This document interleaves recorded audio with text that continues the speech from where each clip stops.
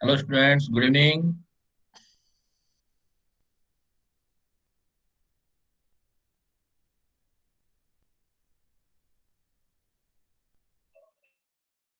Good evening, sir.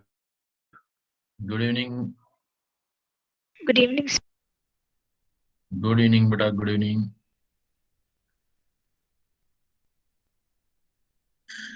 तो जो last time हम लोग क्या कर रहे थे, क्या फिनिश किया था हमने बेटा? रिडॉक्स कर रहे थे ना हम लोग। रिडॉक्स में मैंने ऑक्सीडेशन स्टेट कंप्लीट करवाया था आप लोगों को। यस और no? Yes, sir. Oxidation state तक कंप्लीट। Yes, sir. आज देखो बेटा, मैं एक चीज ऐसी अपने सीखते हैं जो काफी कंपटीशन पॉइंट ऑफ व्यू से ज्यादा इंपॉर्टेंट है। और उससे क्या है कि हम जितने टाइप की कंपटीशन में प्रॉब्लम्स आती हैं, जैसे आपकी प्रॉब्लम्स आती है कोई स्टोक्योमेट्री वाली या इक्विवेलेंट वेट कैलकुलेशन वाली या बैलेंसिंग ऑफ केमिकल इक्वेशन, वो आप जो है बड़ी जल्दी कर सकते हो, विद इन वन स्टेप या टू स्टेप्स में कर सकते हो। और साथ में फिर जो आपको स्कूल लेवल पर भी जो बैलेंसिंग का पूरा प्रोसेसिंग है वो भी आज हम सीखेंगे। आज क्लास भी थोड़ा सा बड़ा है, तो लेट्स स्टार्ट बेटा, करें।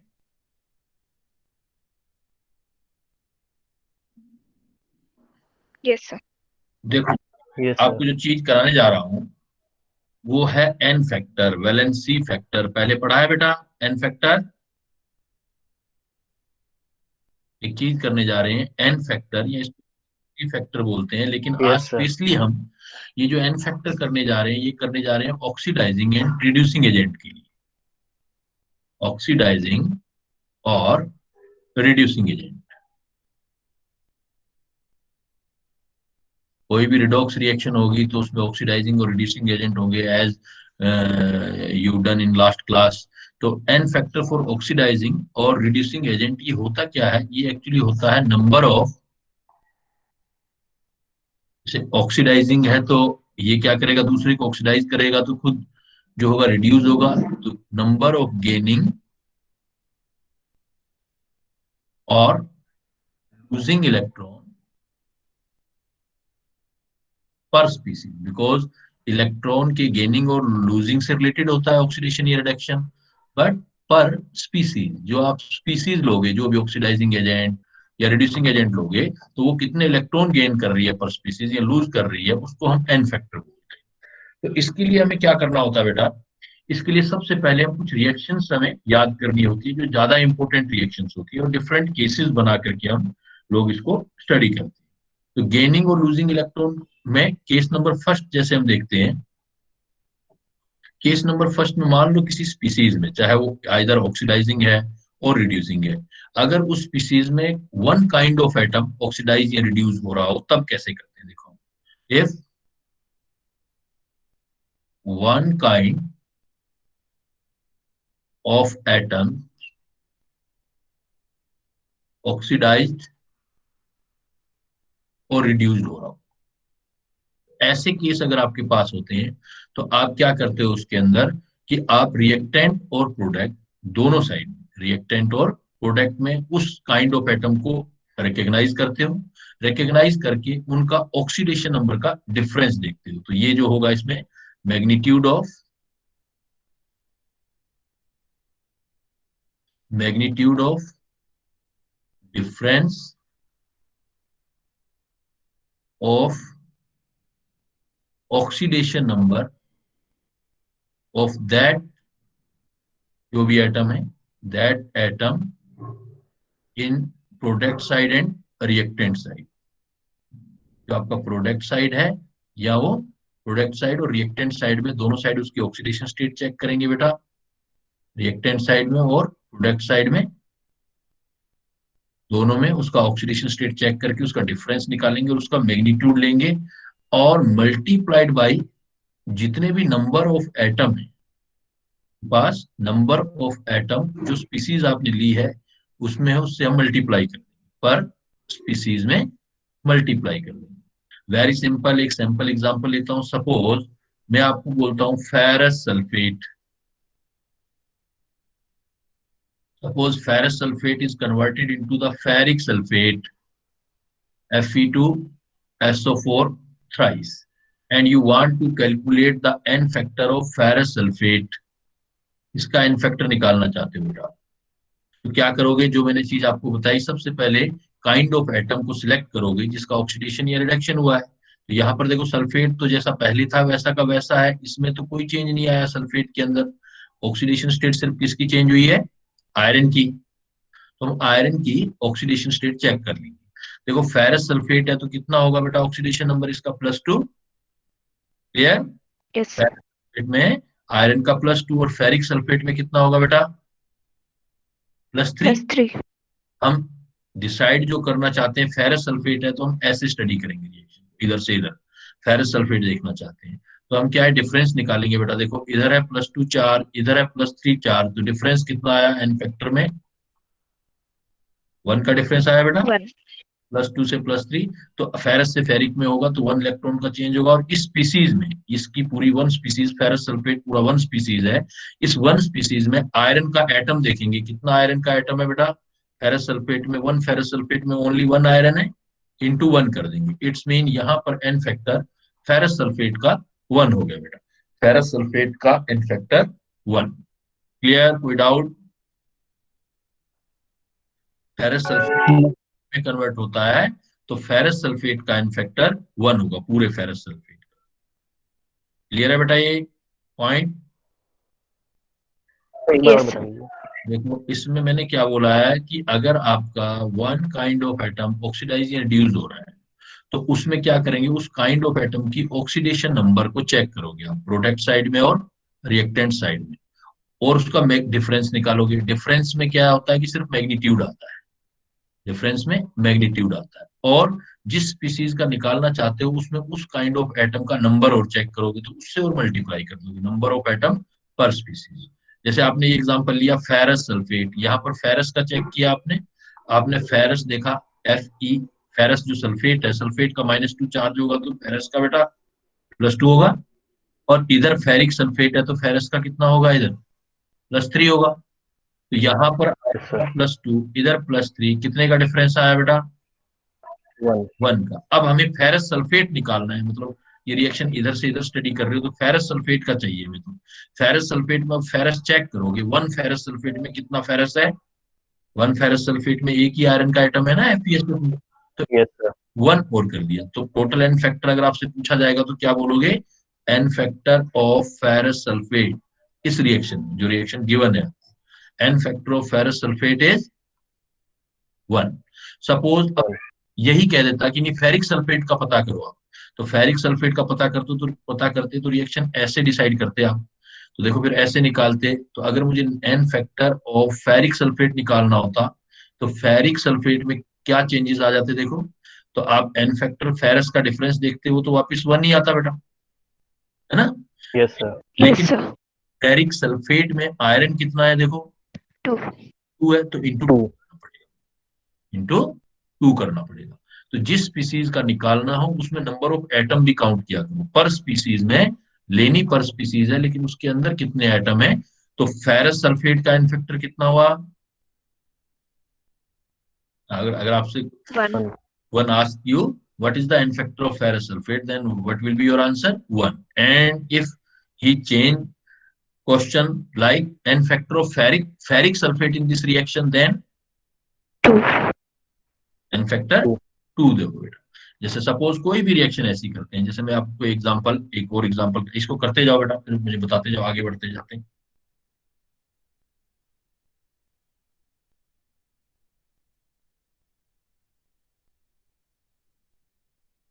बहुत मस्त है बेटा आज का क्लास जो अभी वाला है, कंपटीशन पॉइंट ऑफ व्यू से आप बड़ा इजी वे में फिर क्वेश्चन कर पाओगे अगर एन फैक्टर का नॉलेज अच्छे से हो गया आपको, फिर आपके लिए डिफिकल्ट नहीं होगा, क्वेश्चन सॉल्विंग पावर जो होगा बड़ा इजी हो जाएगा बेटा।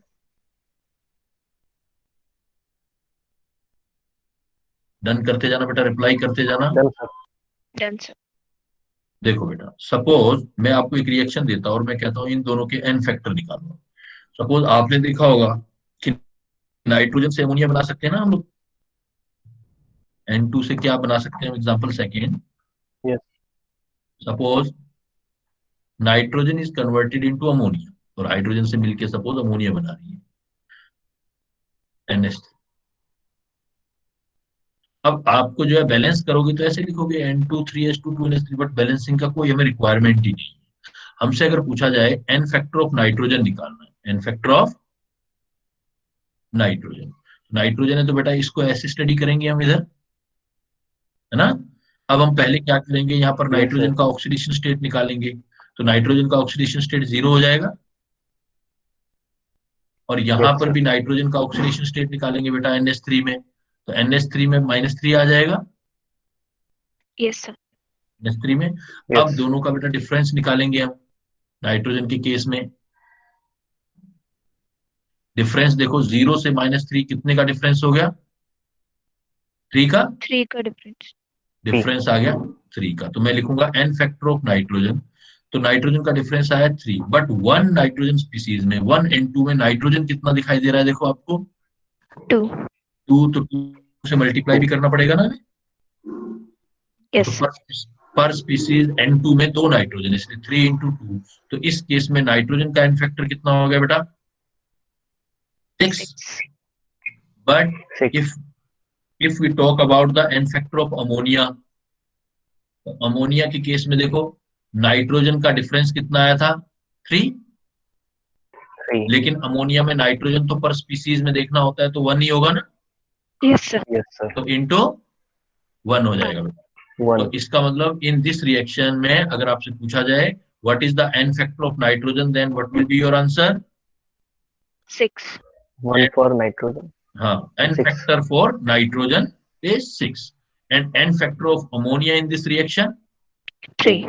3. 3। रीजन क्या बोला बेटा हमने, कि हमें पर स्पीसीज पहले डिफरेंस निकाल लेना है, और उस स्पीसीज में वैसे एटम देख लेने हैं कितने एटम, तो अगर चाहे 1 या 2 लगा हुआ है इससे हमें कोई मतलब नहीं है बेटा, हमें तो पर स्पीसीज ऑफ अमोनिया देखना है ना, पर species of ammonia, Ammonia. Ammonia में एक नाइट्रोजन होता है, एक नाइट्रोजन का डिफरेंस 3 का आ रहा था × 1, अगर हमें नाइट्रोजन देखना है N2 देखना है, तो हमें पता है पर स्पीसीज N2 में 2 नाइट्रोजन, इसलिए 2 से मल्टीप्लाई कर दिया। Is it clear?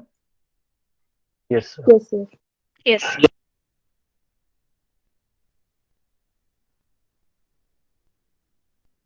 करते जाना बेटा, बताते जाना, फिर आगे बढ़ते जाएंगे।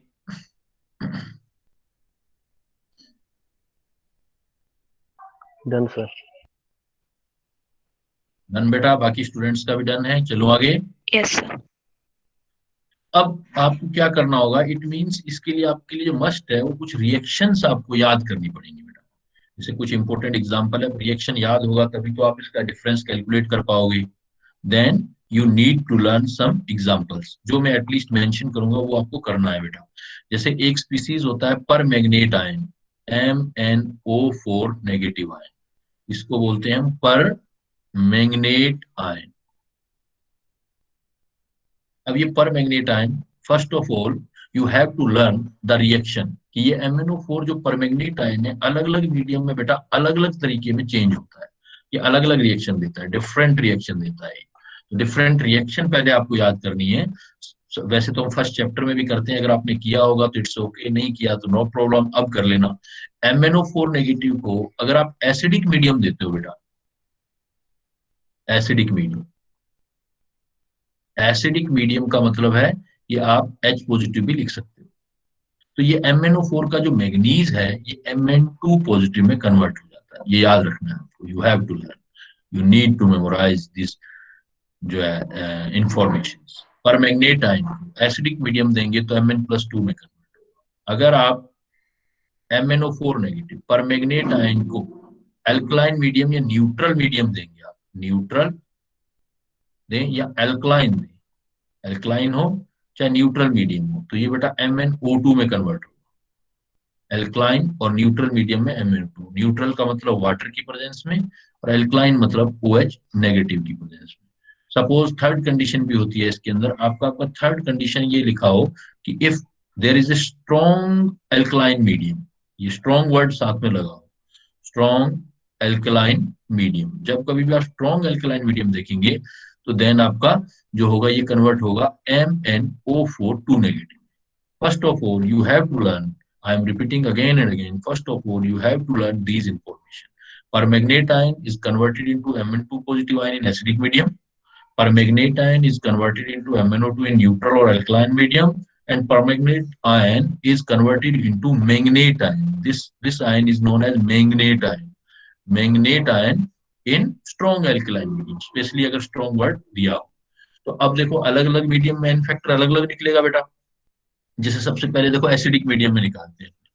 पहला N factor of MnO4 negative ion in different medium. First case हम एसिडिक मीडियम में निकाल रहे हैं, in acidic medium. Then how can we calculate बेटा, वही वाला स्टेप यूज करो आप। तो सबसे पहले आप देखो मैग्नीज में Mn का ऑक्सीडेशन स्टेट निकालो, इस Mn का। तो Mn का ऑक्सीडेशन स्टेट कितना आएगा बेटा, निकालना सिखाया था ना, याद होना चाहिए था। Yes. Mn Yes. MnO4 negative में कितना आएगा बेटा, देखो सपोज Mn का x, एक ऑक्सीजन का कितना होता है -2, तो 4 है तो -8 8. इज इक्वल टू -1, ऊपर चार्ज है -1, x इज इक्वल टू कितना हो जाएगा यहाँ पर 7. +7। But 7. This x is not an factor, this is the oxidation state of Mn। तो यहाँ पर Mn का ऑक्सीडेशन स्टेट कितना आया बेटा +7, और इधर देख रहे हो डायरेक्ट ही दिख रहा है ऑक्सीडेशन स्टेट कितना आ रहा है आपका +2। +2. तो डिफरेंस कितना आ गया देखो, अब आप +7 से +2 MnO4 नेगेटिव में +5. 5 का डिफरेंस आ गया। और MnO4 को देख रहे हो आप, MnO4 में Mn कितने हैं, ओनली 1 ही है, 1 Yes. पर मैग्नेट में, तो into 1। It means MnO4 negative का एसिडिक मीडियम में फैक्टर कितना आ गया बेटा आपका 5. 5. MnO4 negative का acidic medium main factor 5. Similarly, you can calculate in the neutral or alkaline medium n factor of MnO4 negative. Here you know what is the oxidation state of Mn in MnO2. MnO2 suppose 4. +4 oxidation state करना है तो plus minus बेटा mention करना है ना, और N factor निकालना है तो फिर हमें रिक्वायरमेंट नहीं है, फिर मैग्नीट्यूड लेना है। Then you can check in neutral or alkaline medium, in neutral medium, even in alkaline medium, only alkaline, strong is not given suppose। तो इसमें देखो कितना आ जाएगा इन दोनों केसेस में इन फैक्टर, इसी MnO4 नेगेटिव का डिफरेंस देखो +7, इधर है +4, कितना डिफरेंस आया बेटा +7 +4 3, Plus और MnO4 में 1 मैग्नीज है into 1, it means N factor कितना हो गया आपका 3. 3. Similarly, you can calculate in the case of strong alkaline medium. Strong alkaline medium. Strong alkaline medium में then n factor निकालो बेटा उसी स्पीसीज का। 6. तो यहाँ पर ऑक्सीडेशन स्टेट +7 है, MnO4 2 नेगेटिव में निकालोगे तो +6 आ जाएगा, है ना Yes. मैग्नीज का। तो इधर +7 इधर +6, कितने का डिफरेंस आया 1. 1. 1 इंटू 1 मतलब 1। तो इट मींस जब भी परमैंगनेट आयन लोगे, फिर धीरे धीरे आपको याद ही हो जाएंगी ये चीजें। परमैंगनेट आयन जब भी लोगे आप, देन यू रिकॉल दैट कि MnO4 negative if converted into acidic medium, then MnO4 negative का परमैंगनेट स्पीसीज का N factor 5, neutral and alkaline medium में बेटा 3, और स्ट्रॉन्ग एल्केलाइन मीडियम में 1 होगा। Clear? Yes, sir. Yes, sir. Yes.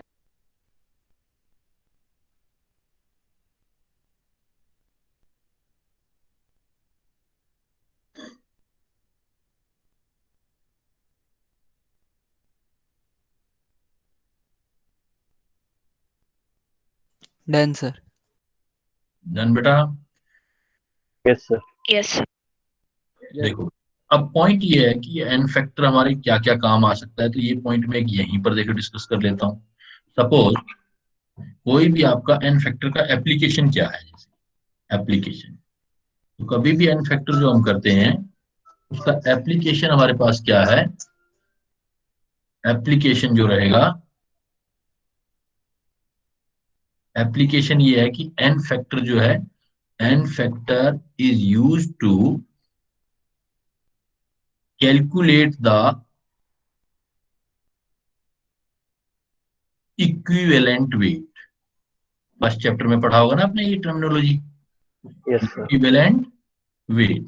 तो ये इक्विवेलेंट वेट के जो क्वेश्चन होते हैं बड़े डिफिकल्ट जो होते हैं वो बड़े इजी हो जाएंगे आपके। जिस भी स्पीसीज का आपने इक्विवेलेंट वेट निकालना है तो आप एन फैक्टर से इजीली निकाल सकते हो। कैसे निकालोगे, equivalent weight, suppose equivalent weight को मैं ई से लिख रहा हूँ, तो equivalent weight E is equal to जो भी उसका फार्मूला वेट है ऑक्सीडाइजिंग या रिड्यूसिंग एजेंट का एन फैक्टर से बेटा डिवाइड करूंगा, तो डायरेक्ट आप इक्विवेलेंट वेट कैलकुलेट कर लोगे। इक्विवेलेंट वेट कैलकुलेट करने का एक मेथड हो जाएगा equivalent M dash is equal to क्या हो जाएगा आपका फार्मूला वेट, और एन फैक्टर आप निकालोगे, एन फैक्टर है मतलब वैलेंसी फैक्टर, जिस भी स्पीसीज के लिए निकालना है, ई मतलब इक्विवेलेंट वेट। तो एन फैक्टर का अगर आपको नॉलेज हो जाए बेटा, तो आप किसी भी स्पीसीज का इक्विवेलेंट वेट कैलकुलेट कर सकते हैं। आप सिर्फ एन फैक्टर आपको नॉलेज हो और उसको आपको डिवाइड करना है। Clear? Yes, sir. Yes. Done? Yes, sir. Yes, sir. Suppose देखो मैं सैंपल प्रॉब्लम डालता हूं कुछ इसमें। Suppose this problem is given to you,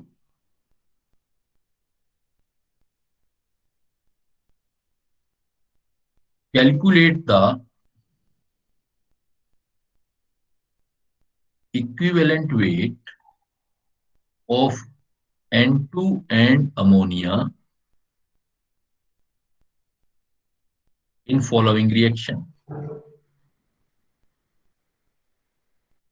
In following reaction, reaction is given to N2 gas plus 3H2 gas to NH3 gas. Can you try बेटा? Yes, sir. हाँ try करो बेटा, निकालो। अब अभी एन फैक्टर सिखाया था, इक्विवेलेंट वेट का फार्मूला भी सिखाया। इक्विवेलेंट वेट आपको निकालना है N2 का और अमोनिया का इस रिएक्शन में। क्या होगा आंसर देखो।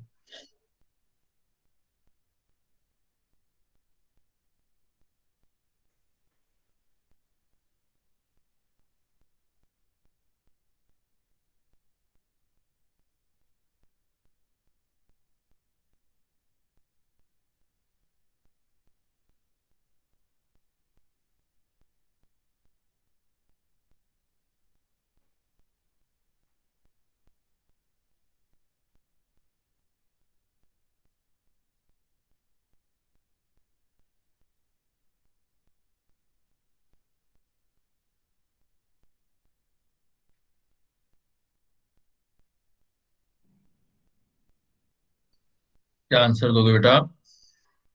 डिफिकल्ट नहीं है, it is very easy. If your concept is clear then it is very easy बेटा।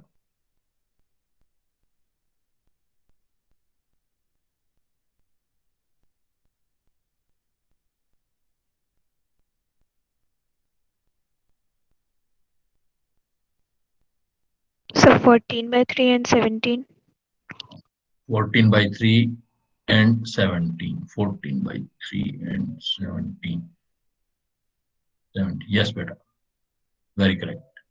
देखो बाकी स्टूडेंट भी देख लो बेटा, आपने नाइट्रोजन का निकालना है और अमोनिया का, तो नाइट्रोजन और अमोनिया का चेंज देख लो बेटा पहले। नाइट्रोजन है, ये अमोनिया है, ये चेंजेस हैं। यहाँ पर नाइट्रोजन का ऑक्सीडेशन नंबर आपको चेक करना था, वो 0 था, अभी बताया मैंने आपको, है ना। और यहाँ पर नाइट्रोजन का ऑक्सीडेशन नंबर निकाला था, वो कितना आया था -3 अमोनिया में। अब अगर आपको पॉइंट तो यही पता करना है ना, एन फैक्टर ऑफ नाइट्रोजन, तो नाइट्रोजन का एन फैक्टर है 0 से 3, कितने का चेंज आया था 3 का, बट नाइट्रोजन में 2 नाइट्रोजन है तो इंटू 2 किया था। तो नाइट्रोजन के केसेस में क्या एन फैक्टर आ गया बेटा, अभी पहले किया भी है हमने, एन फैक्टर 6 आया ना।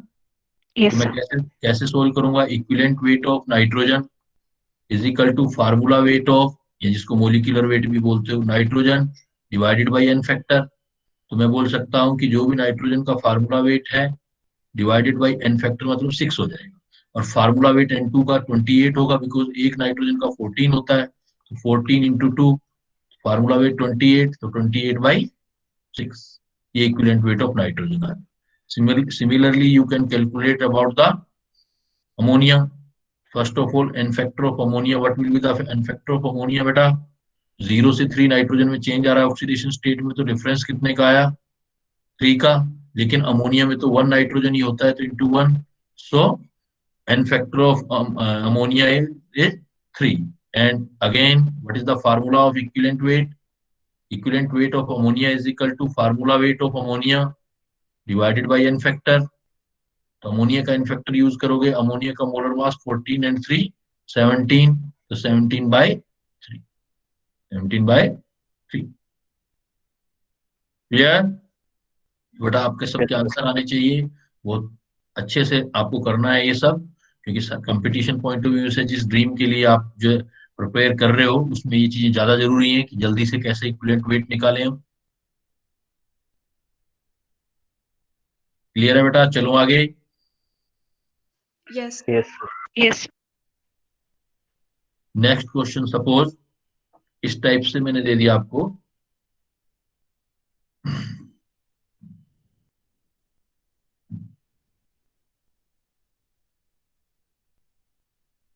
Calculate the equivalent weight of KMnO4। KMnO4 एक काफी स्ट्रॉन्ग ऑक्सीडाइजिंग एजेंट है बेटा, ये काफी स्ट्रॉन्ग ऑक्सीडाइजिंग एजेंट, दूसरी चीजों को ऑक्सीडाइज करता है। Calculate the equivalent weight of KMnO4, काफी स्ट्रॉन्ग ऑक्सीडाइजिंग एजेंट है, in number 1 acidic medium, number 2 neutral medium,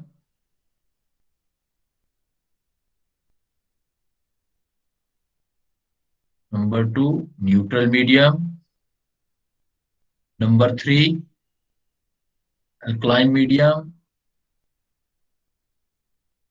alkaline medium, and number 4 strong alkaline medium, strong alkaline medium। Atomic weight given है आपको, atomic weight given है K39, manganese 55 and oxygen 60। Try करोगे बेटा पहले या मैं कराऊं? फिर ट्राई करेंगे। Try. ट्राई करो, बेस्ट तरीका वही है सीखने का। ट्राई करो सभी मीडियम में।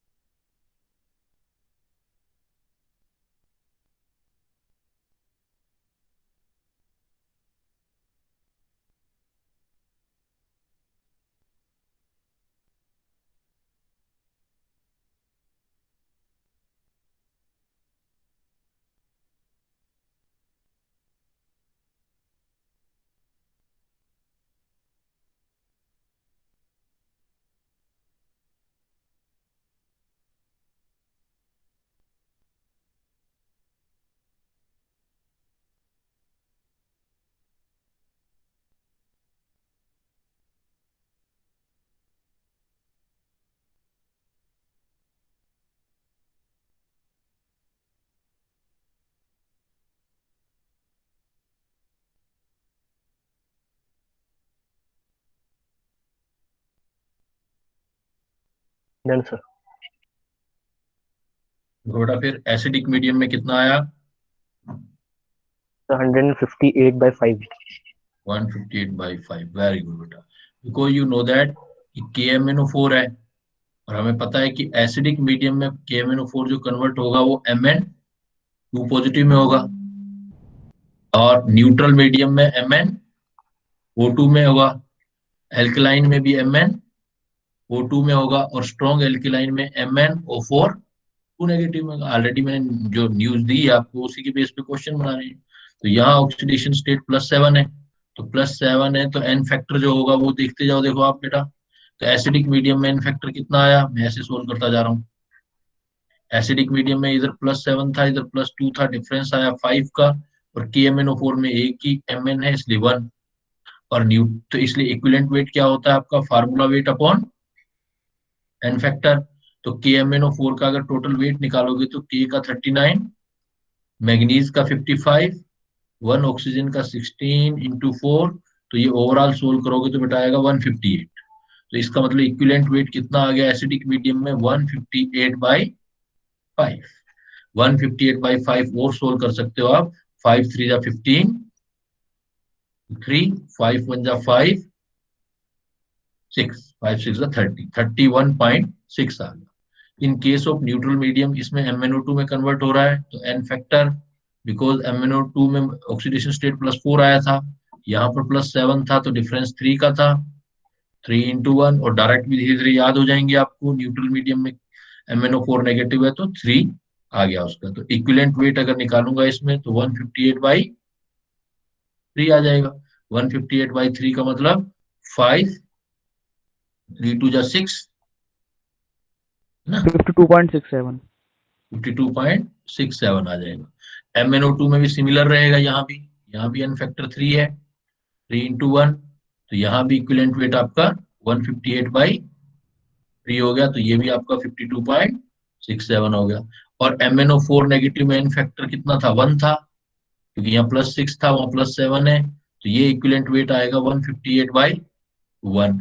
तो इधर से इधर जाओगे तो देखो इक्विवेलेंट वेट जो आपके एल्किलाइन, स्ट्रॉन्ग एल्किलाइन मीडियम में इक्विवेलेंट वेट मैक्सिमम आया है। स्ट्रॉन्ग एल्किलाइन मीडियम में मैक्सिमम, इन दोनों में बराबर आया है, इक्वल है दोनों मीडियम में। और सबसे मिनिमम किस में आया है देखो आपका, एसिडिक। एसिडिक। एसिडिक। क्लियर है बेटा, कोई डाउट तो नहीं किसी को?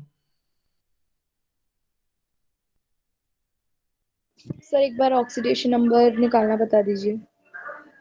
ऑक्सीडेशन नंबर तो बेटा फार्मूले से निकाल लो, ये अभी ऊपर सिखाया तो है ऑक्सीडेशन नंबर निकालना, ये सिखाया है, पिछली क्लास में भी सिखाया, उससे पिछली क्लास में भी सिखाया। ये रहा, जैसे MnO4 नेगेटिव में Mn का निकालना है आपको, तो सपोज Mn का है x ना, मिस कर दिया था क्या क्लास बेटा? ऑक्सीजन का, एक ऑक्सीजन का चार्ज -2 है, तो 4 जो हो जाएंगे तो -8 हो जाएगा, इजिकल टू ऊपर जितना चार्ज है -1 तो -1 रख दिया, तो x की वैल्यू आ गई 7। इसका मतलब MnO4 नेगेटिव में ये +7 लिखा था यहाँ पर। अब आपने जिसमें भी निकालना है, इसमें तो निकालने की जरूरत है ही नहीं, Mn का +2 ऑलरेडी ऊपर पड़ा है। MnO2 में निकालना है तो एक Mn का सपोज x, एक ऑक्सीजन का -2 होता है तो दो का -4 is equal to 0, x is equal to आ गया +4, तो यहाँ पर मैग्नीज का ऑक्सीडेशन स्टेट +4 है। MnO4 2 नेगेटिव में निकालोगे, MnO4 2 नेगेटिव में सपोज मैग्नीज का x, एक ऑक्सीजन का चार्ज होता है -2, 4 है तो -8 इजिकल टू -2, तो x इजिकल टू आ गया +6। इसलिए तो पहली दो क्लास मैंने ऑक्सीडेशन स्टेट ही सिखाई थी आपको निकालनी, क्योंकि वो आएंगी तभी ये चीजें आएंगी आगे, डिफरेंस तो तब देख पाओगे आप ऑक्सीडेशन स्टेट का, जब पहले आपको ऑक्सीडेशन स्टेट पता होगा। यस सर, आ गया समझ। अब देखो कुछ और एग्जांपल लेते हैं। अब मैं क्या इक्विवेलेंट वेट नहीं निकाल के अब सीधे सीधे कुछ एग्जांपल शेयर करूंगा आपसे।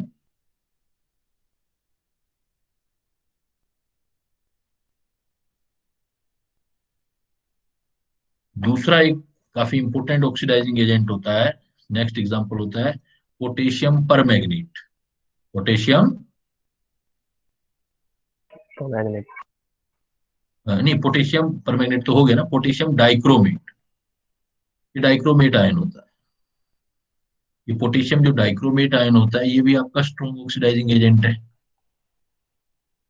Strong oxidising agent. तो पोटेशियम डाइक्रोमेट, या सिर्फ डाइक्रोमेट लूं तो डाइक्रोमेट जो होता है Cr2O7 2 नेगेटिव होता है, ये जो कन्वर्ट होता है ये एसिडिक मीडियम Cr+3 में कन्वर्ट होता है। सपोज मुझे इस पोटेशियम डाइक्रोमेट का एन फैक्टर निकालना है, तो कैसे निकालूंगा मैं पोटेशियम डाइक्रोमेट का? तो सबसे पहले क्या करोगे बेटा, डाइक्रोमेट में क्रोमियम का ऑक्सीडेशन स्टेट निकालोगे। तो डाइक्रोमेट में क्रोमियम का ऑक्सीडेशन स्टेट कैसे निकालोगे, सपोज एक क्रोमियम का x है, तो यहाँ पर 2 क्रोमियम है तो ये 2x हो जाएगा। एक ऑक्सीजन का चार्ज -2 है, 7 ऑक्सीजन है, तो कितना लिख दूं बेटा, -14।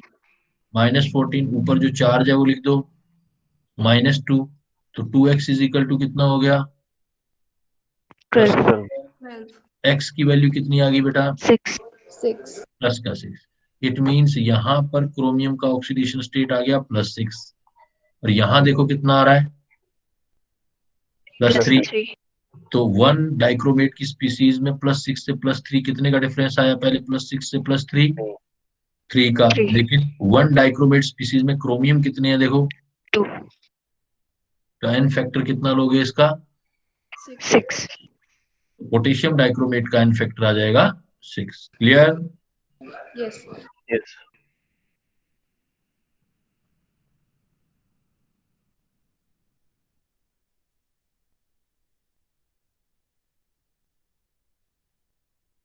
चले आगे बेटा। Yes, sir. Yes, sir. अब सपोज फिर मैं एक प्रॉब्लम डाल देता हूं आपके लिए। अब मैं कुछ लिखूंगा नहीं, बस सीधा मतलब मैं कुछ बोलूंगा नहीं, सीधा लिखूंगा और आपको क्वेश्चन सोल्व करने, क्योंकि एग्जाम में तो फाइनली ऐसे ही होने वाला है।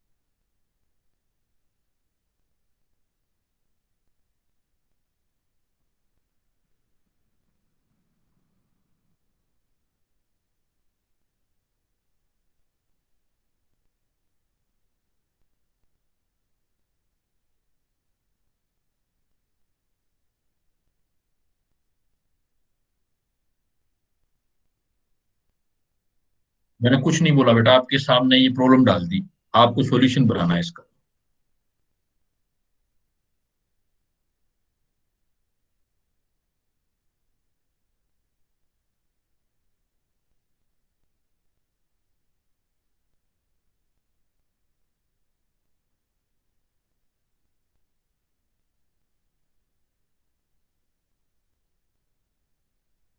अगर फार्मूला वेट कैलकुलेट नहीं करना है, उसको एम ले लेना।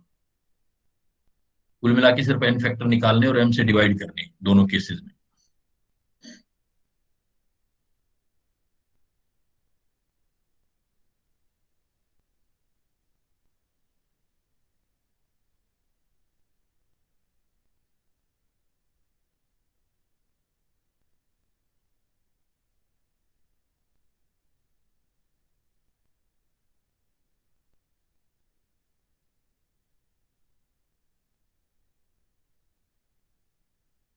So M/5 and M/6.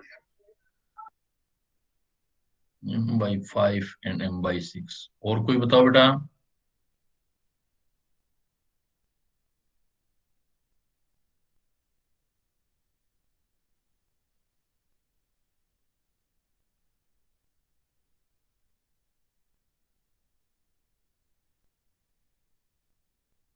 Sir M/10 और M/6.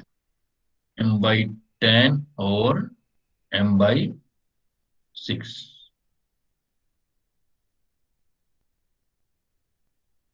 m/10 और m/6। Abuzar, Yes, sir. आपने जो पहले वाला m/5 कैसे बोला बेटा? और अक्षरा, तुमने m/10 बोला है ना पहले? m/10 बेटा किसने आंसर दिया था अभी? सर स्मिता. अच्छा, तो अब देखो आप, अस्मिता आपने m/10 दिया था, आपका अस्मिता आंसर ठीक है, अबूजर आपका गलत है। सोचो जरा क्या मिस्टेक हो सकती है। So twice की, whole twice की, पर species मैंने समझ निकाला गए? गलत. समझ Yes, गए sir. ना? Yes. एक्चुअली क्या होगा कि यहाँ पर देखो बेरियम पर मैग्नेट है, इस स्पीसीज का निकालना है हमें, तो बेरियम पर मैग्नेट पूरी स्पीसीज की एक स्पीसीज का निकालना है हमें। तो ये पता है कि पर मैग्नेट आयन ये है MnO4 नेगेटिव आयन। तो हमें तो ये पता था देखो कि MnO4 नेगेटिव आयन अगर एसिडिक मीडियम में तो किस में कन्वर्ट होगा? Mn2 पॉजिटिव में। और वहां पर MnO4 का एन फैक्टर कितना आता है 5। एक Mn के लिए KMnO4 में तो एक Mn ही था ना, लेकिन बेरियम परमैंगनेट में 2 Mn है, देखो Mn का ट्वाइस है, इसलिए यहाँ एन फैक्टर कितना लेना पड़ेगा हमें 5 × 2 तो 10 लेना पड़ेगा। ये ध्यान रखनी चाहिए, यही कंपटीशन में आती है। तो एन फैक्टर अगर मैं बेरियम परमैंगनेट का लिखूंगा, बिकॉज इसमें 2 MnO4 पर स्पीसीज है, इसलिए आप लिखोगे, अस्मिता ने सही जवाब दिया था कि सर M-10 लेंगे, बिकॉज एन फैक्टर 10 है। और पोटेशियम डाइक्रोमेट तो भी किया ही है हमने। पोटेशियम डाइक्रोमेट में तो हमें पता ही है कि डाइक्रोमेट Cr2O7 2 नेगेटिव या K2 वाला है, इसमें भी एसिडिक मीडियम में जो कन्वर्ट होगा Cr+3 में कन्वर्ट होगा, और यहाँ क्रोमियम का ऑक्सीडेशन स्टेट +6 है, दोनों का डिफरेंस निकालूंगा तो 3 होगा, बट यहाँ भी क्रोमियम 2 है, तो एन फैक्टर पोटेशियम डाइक्रोमेट का 6 है, वो तो जस्ट करके ही आए हो, तो वहां आपका प्रॉब्लम नहीं था, वहां मिस्टेक नहीं था। तो equivalent weight of K2Cr2O7 formula weight upon 6 आ जाएगा। Clear? Yes sir.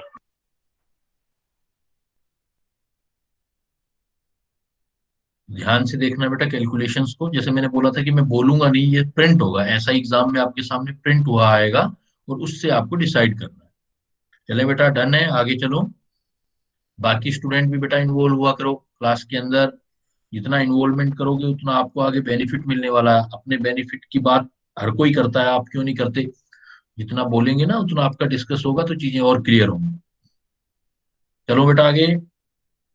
Yes sir. Doubt तो नहीं है यस किसी यस सर। को? कोई doubt? Any other student, any doubt बेटा? No sir.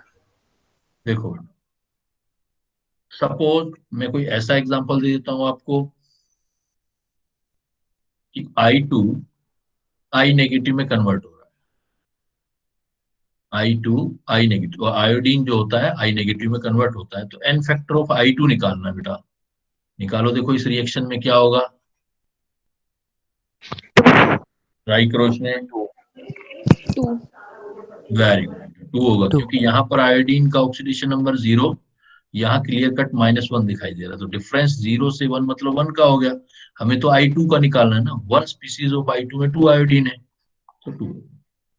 क्लियर है बेटा? बट ये केस हमारा भी फर्स्ट था। अभी तक हम क्या कर रहे थे, कोई हमारे पास ऑक्सीडाइजिंग या रिड्यूसिंग एजेंट था, उसमें से वन काइंड ऑफ एटम का ऑक्सीडेशन या रिडक्शन हो रहा था। अगर आपका मोर than one kind of atom पर स्पीसीज ऑक्सीडेशन या रिडक्शन हो, तो फिर उसका बेटा एल्जेब्रिक सम ले लो आप। तो case number second,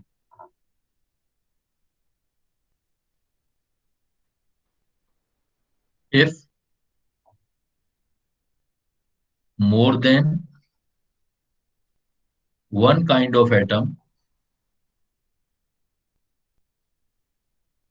either oxidize, होना प्रोसेस एक ही हो रहा हो, आइदर ऑक्सीडाइज्ड हो रहा हो या दोनों रिड्यूस हो रहे हैं, और reduce,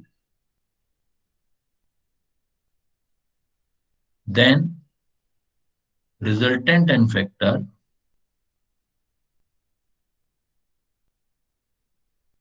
is sum of n factor of all kind of atom।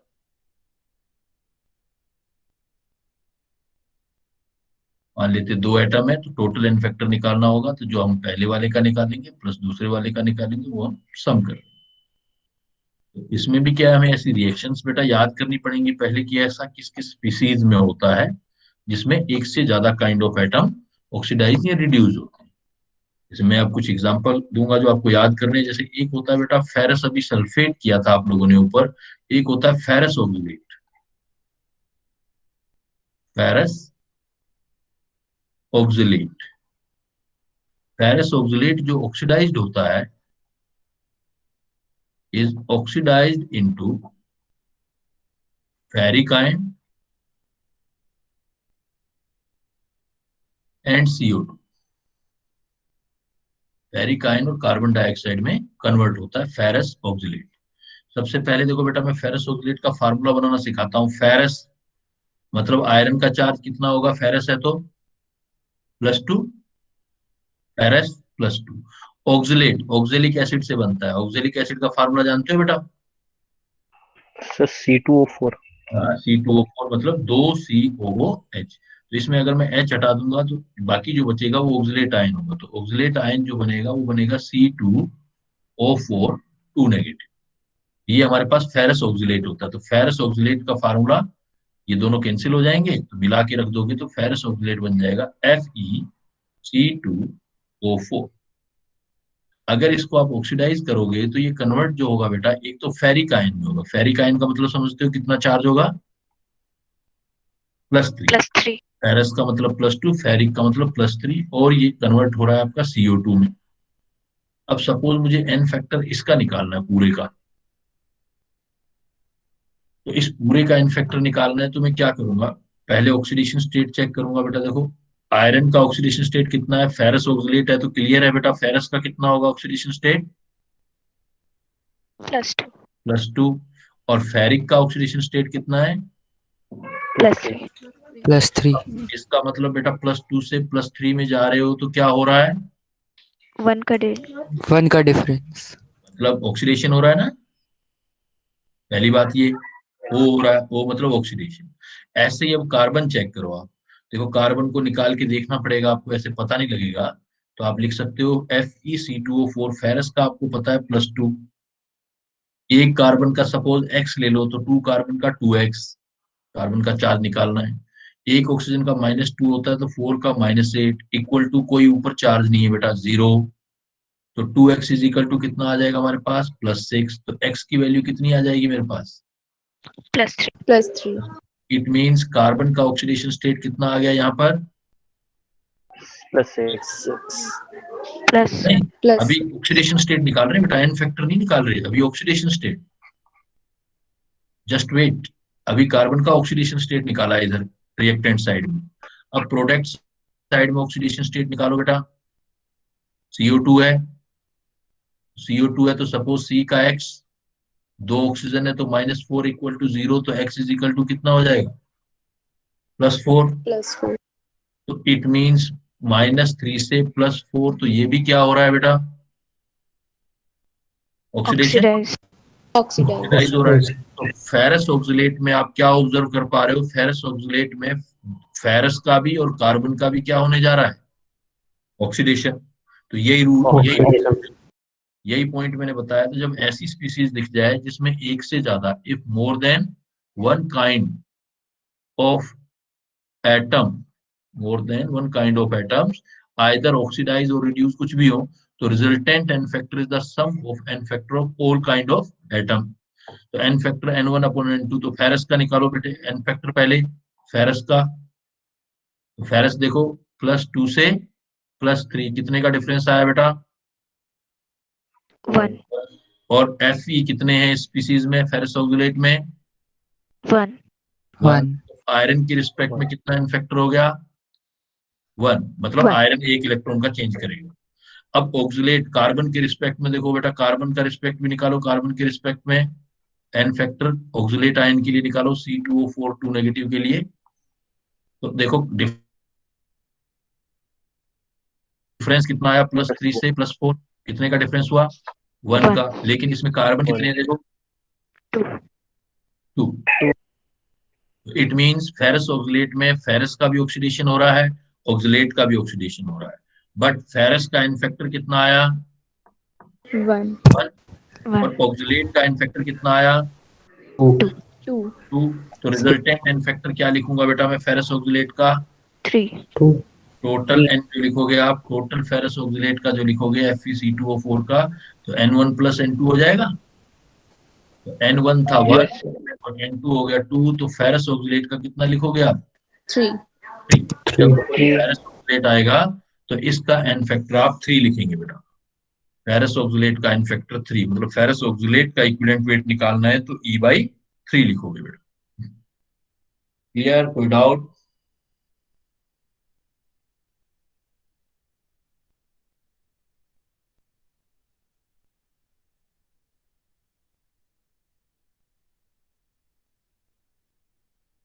अगर आपकी एक से ज्यादा स्पीसीज सारी ऑक्सीडाइज हो रही है, रिड्यूस, तो हर किसी का एन फैक्टर निकालते जाओ। प्रोसेस सेम होना चाहिए, या तो ऑक्सीडेशन या रिडक्शन, या सबके ऑक्सीडेशन होने चाहिए या सबके रिडक्शन होने चाहिए, उनको काउंट करना है हमें उन्हें। उनका एल्जेब्रिक सम ले लेना।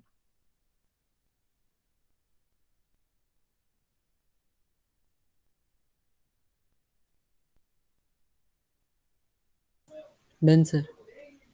बेटा चलो। सर हाँ बोलो। सर इसमें CO2 का n फैक्टर नहीं ऐड करेंगे? CO2 का n फैक्टर।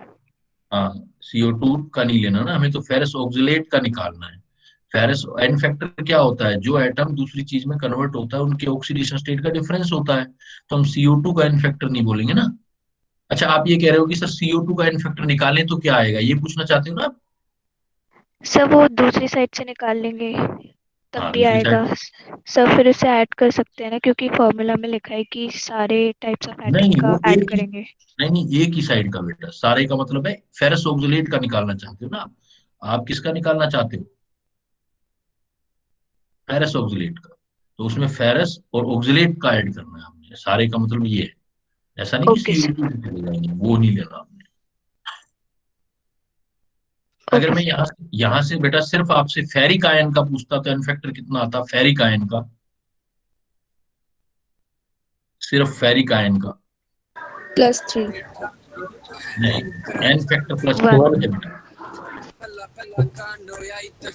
फेरिक आयन का एन फैक्टर होना होता तो फेरिक को पीछे से वापस चेक करते ना, फेरिस फेरस में चेंज हो रहा है फेरिक से फेरस में, तो डिफरेंस ले लोगे ना। ऑक्सीडेशन स्टेट नहीं बताना बेटा, आपने एन फैक्टर बताना है फेरिक आयन का। तो फेरिक बैक से फॉरवर्ड की तरफ सोचोगे बेटा, फेरिक +3 है, उधर +2 है, एक का डिफरेंस आ रहा है, और फेरस आयरन एक ही है तो 1 हो जाएगा। जैसे मैं पूछ लूं CO2 का एन फैक्टर क्या होगा यहाँ पर इस रिएक्शन में? 2। CO2 का +2। CO2 +2 नहीं आएगा बेटा। एक तो देखो, जब भी एन फैक्टर बोलूं तो मेरी बातों को ध्यान से सुनो। इंजीनियरिंग के बच्चे हो बेटा, डिजिट से प्ले करना सीखो। एन फैक्टर डिफरेंस होता है, डिफरेंस में प्लस माइनस नहीं आता। स्टार्ट ही यहीं से किया था मैंने। तो CO2 में कार्बन का चार्ज +4 है, CO2 को फिर ऑक्सलेट में कन्वर्जन सीखो आप। ऑक्सलेट में जो है +3 है कार्बन का, तो +4 से +3 1 का डिफरेंस होगा बेटा। सर 1 होना चाहिए। हाँ 1 होगा। जिस स्पीसीज के बारे में पूछा जाएगा उसी की बात करोगे आप। ऐसे ही मुझे देखो, इसी टाइप का एग्जांपल देता हूं मैं आपको, इसका मुझे निकाल के दिखाओ, FeS2 का निकाल के दिखाओ। एन फैक्टर ऑफ पूरे FeS2 का in following reaction, in following reaction, ये रिएक्शन दे दिया मैंने आपको। FeS2 कन्वर्ट हो रहा है Fe+3 और SO2। करो बेटा जरा, निकालो क्या आंसर आएगा FeS2 का इन फैक्टर।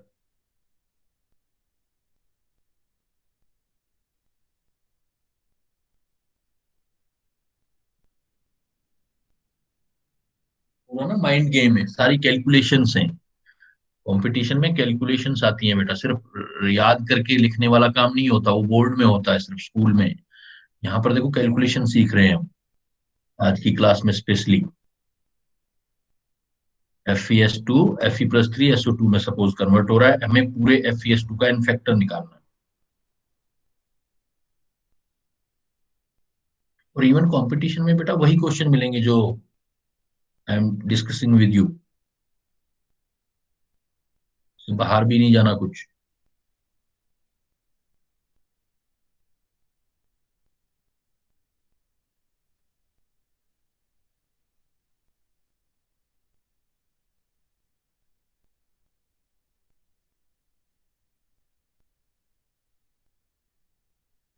तो 1। सर 7। 1 भी गलत है, वो तो बिल्कुल ही गलत है। 7 जो है वो भी कुछ कुछ सही पहुंचते पहुंचते रह गए बेटा। और सोचो थोड़ा, मैंने क्या बोला, you are engineers, you have to play with the digits. आपको एक एक डिजिट्स का आइडिया होना चाहिए। तो पहले तो बेटा FeS2 का पोस्टमार्टम करो। FeS2 में Fe+2 होगा और S2 पूरा मिला के -2 होगा, यही तो होगा FeS2। तो Yes, sir. आयरन का चार्ज तो पता लग गया +2 है। अब 2 सल्फर का देखो -2 है, तो एक सल्फर का चार्ज कितना होगा? -1 -1। तो पहली चीज तो यही हुई कि यहाँ पर फेरस का चार्ज है +2 और सर यहाँ 11 यस बेटा 11, वेरी गुड, अब पहुंचे हो सही। देखो इधर आयरन का +2 है, यहाँ आयरन का +3 है, तो आयरन का क्या हो रहा है यहाँ पर? पहले तो ये प्रोसेस सोचो ना, क्या हो रहा है? Oxidation. ऑक्सीडेशन। ऑक्सीडेशन दूसरी बात हमने सल्फर में चेक किया बेटा, देखो सल्फर वाला, सल्फर का इधर ऑक्सीडेशन स्टेट कितना आ रहा था? -1। और यहाँ कितना आएगा बेटा सल्फर का ऑक्सीडेशन स्टेट इस साइड में? +4 +4। तो -1 से +4, तो ये भी क्या हो रहा है? ऑक्सीडेशन। ऑक्सीडेशन। इसका मतलब आयरन का भी ऑक्सीडेशन हो रहा है और सल्फर वाले पार्ट का भी ऑक्सीडेशन हो रहा है। तो पहले आयरन का एन फैक्टर निकाल लेते हैं इस केस में, एन फैक्टर ऑफ आयरन वाला। तो आयरन जो Fe+2 था, तो देखो चेंज कितना हुआ, +2 से +3 में गया, तो कितने का डिफरेंस आया? 1 का। और FeS2 में आयरन 1 ही तो है, तो एन फैक्टर 1 रहेगा। लेकिन सल्फर का देखो एन फैक्टर, सल्फर के केस में NH2 नेगेटिव वाला जो एन फैक्टर है। तो अब देखो यही मैं कह रहा था, डिजिट करो, प्ले करो डिजिट से, -1 से +4 जा रहे हो बेटा आप। तो -1 से +4 का मतलब डिफरेंस कितना हुआ? 3 थोड़ी ले सकते हैं हम, है ना अस्मिता? पहले तुमने 3 Yes. लिया था ना? यस सर 3 मैंने नहीं ले 3 ले लिया सकते था। बेटा। हाँ 3 नहीं लेना बेटा, कितना लेना पड़ेगा -1 से लेकर +4 तक? 5 5 5 लेना पड़ेगा, डिफरेंस जो आएगा 5 आएगा। 5 और फिर आपको सल्फर काउंट करने होंगे, कितने सल्फर हैं? 2। टू तो सर इसका मतलब एन फैक्टर कितना हो गया टोटल? 10। 11 7 कैसे हुआ बेटा? FeS2 में एन फैक्टर 1 और +2, तो आपका कितना हो गया? N1 कितना आया? 1। 1 N2 कितना आ गया सपोज? 10। 10 तो टोटल एन फैक्टर कितना हो गया हमारे पास? 11 11। 11. मुझे इस क्वेश्चन में कहता है एग्जाम में आएगा आपका इक्विवेलेंट वेट ऑफ FeS2, तो जो फार्मूला वेट होगा मुझे किससे मल्टीप्लाई करना पड़ेगा उसे? 11 से। 7 नहीं होगा बेटा, देखो आप S2 का निकाल रहे हो ना, S2 स्पीसीज का निकाल रहे हो, तो एक सल्फर का डिफरेंस आया -1 से लेके +4 5, और सल्फर 2 है बेटा यहाँ पर स्पीसीज में, तो 2 से मल्टीप्लाई भी तो करोगे ना, फिर आएगा 10। फिर 10 लेकर के फिर ये एक का इनफैक्टर दूसरे का, दोनों सम करोगे तो 11 आएगा, 1 और 10 11। क्लियर है बेटा? यहाँ अभी भी किसी को डाउट है इसमें? जब मोर than one kind of atom हो तो एन फैक्टर जिस जिस एटम का ऑक्सीडेशन या रिडक्शन हुआ है वो निकाल लो, फिर उनका टोटल सम ले लो। कोई डाउट या चलूं आगे?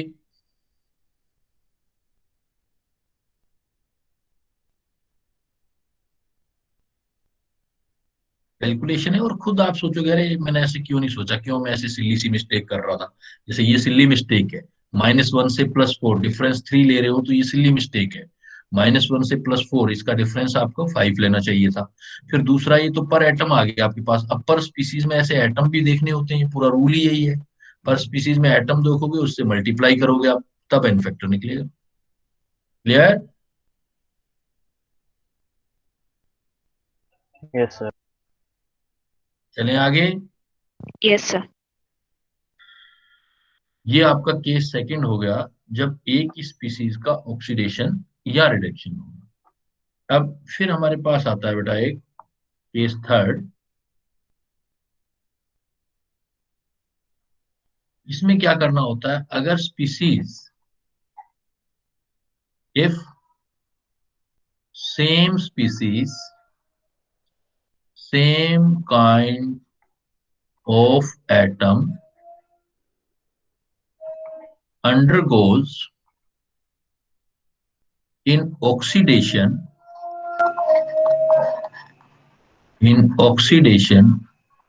as well as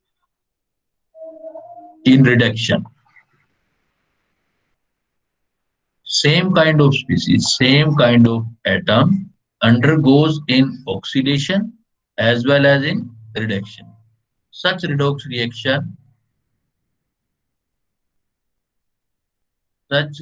reactions are known as, इनका स्पेशल नाम है बेटा इस टाइप की रिडॉक्स रिएक्शन का, known as disproportionation redox reaction.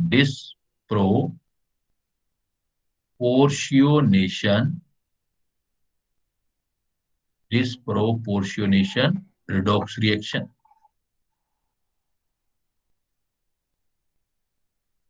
कोई इस टाइप का रिडॉक्स रिएक्शन हो जिसमें same kind of atom oxidation में भी जा रहा है, रिडक्शन में जा रहा है, और इस टाइप को रिएक्शन का स्पेशल नाम क्या है बेटा? इसको कौन सी रिडक्शन बोलते हैं हम? Disproportion redox reaction. इसमें अगर एन फैक्टर जिसका निकालना हो तो जो भी आपकी स्पीसीज है वो ऑक्सीडाइज हो रही है, रिड्यूस भी हो रही है, तो N1 into N2 upon N1 plus N2 से निकाल. लेकिन उससे पहले हमें डिस्प्रोपोर्शनेशन रिएक्शन के एग्जाम्पल याद करने पड़ेंगे कि ऐसे कौन कौन सी रिएक्शंस होती हैं जिसमें डिस्प्रोपोर्शनेशन होता है.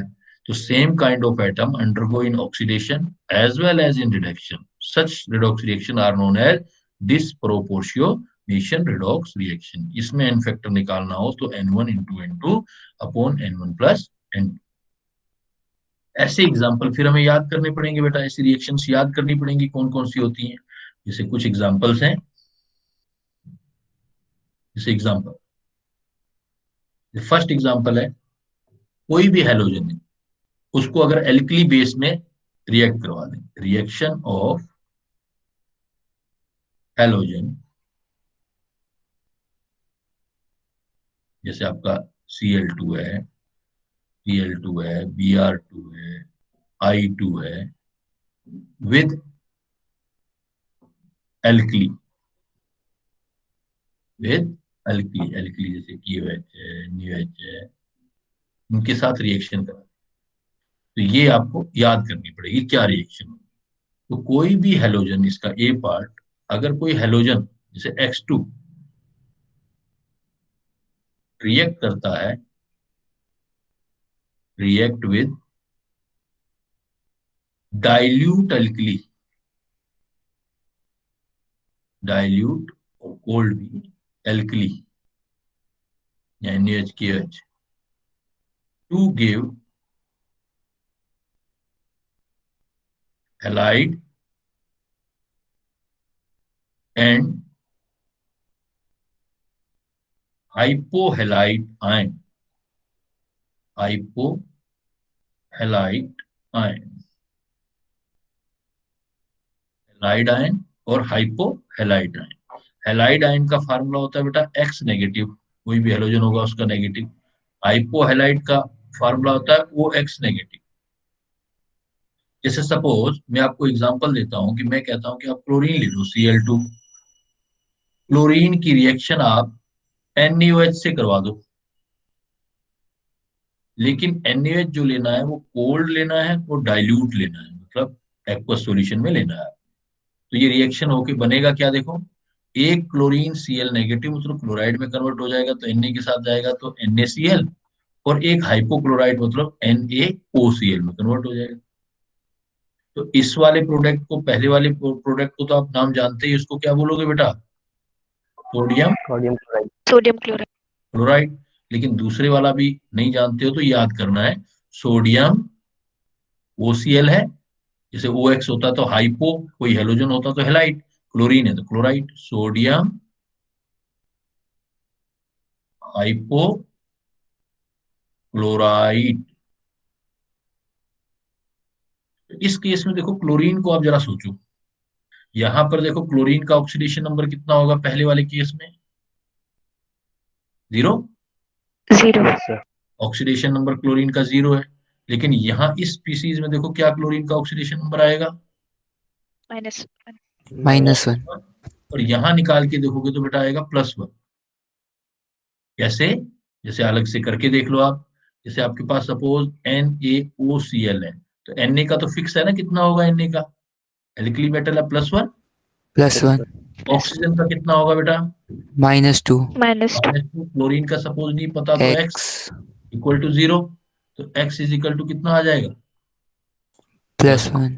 +1. अब अगर यहाँ सोचो कि क्लोरीन का -1 हो रहा है तो क्या जा रहा है यहाँ पर, क्लोरीन क्या हो रही है, ऑक्सीडेशन नंबर कम कर रहा है, तो क्लोरीन रिडक्शन हो रहा है। यहाँ से यहाँ सोचूं तो यहाँ क्या हो रहा है, देखो 0 से -1 तो रिडक्शन हो रहा है क्लोरीन का।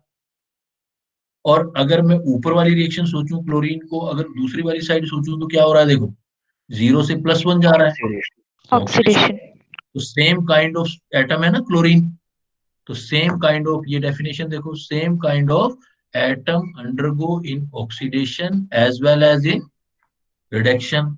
तो such redox reaction are known as, redox तो है ही क्योंकि ऑक्सीडेशन भी हो रहा है रिडक्शन भी हो रहा है, तो such redox reaction are known as, इस टाइप की रिएक्शन को क्या बोलेंगे हम, disproportionation reaction. Disproportionation redox reaction, disproportionation redox reaction. तो इसकी कुछ एग्जांपल है, 3 4 5 में रिएक्शन बताऊंगा आपको, याद करनी है। पहली तो रिएक्शन जो है हेलोजन की याद करनी है, एल्कली के साथ, हेलोजन के साथ याद करोगे तो हेलोजन की अगर डाइल्यूट और कोल्ड बेस के साथ रिएक्ट करोगे, फिर एन फैक्टर निकालना बाद में सिखाता हूँ, पहले रिएक्शन करते हैं अपने। तो ये क्लोरीन NaOH के साथ रिएक्ट करेगा तो NaCl नेगेटिव और NaOCl, मतलब सोडियम क्लोराइड या सोडियम हाइपोक्लोराइड करेगा।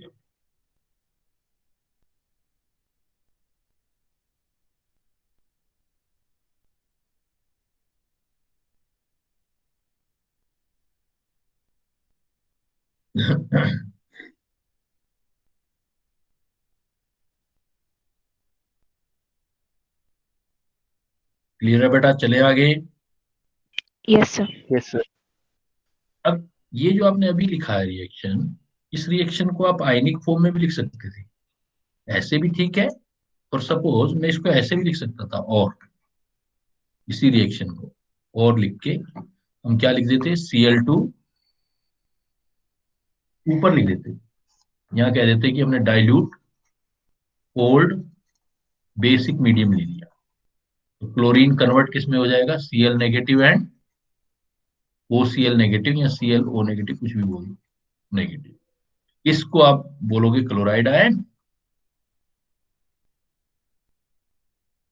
और ऊपर वाले को, इधर वाले को बोलोगे आप हाइपो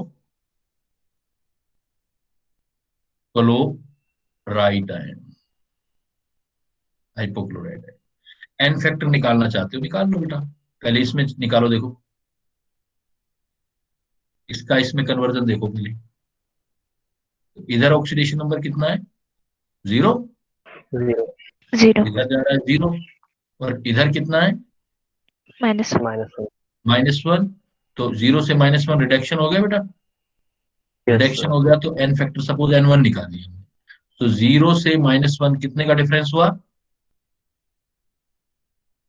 0 से +1. -1 1 का डिफरेंस, और 1 का डिफरेंस है तो Cl2 तो 2 दिखाई दे रहे हैं ना आपको,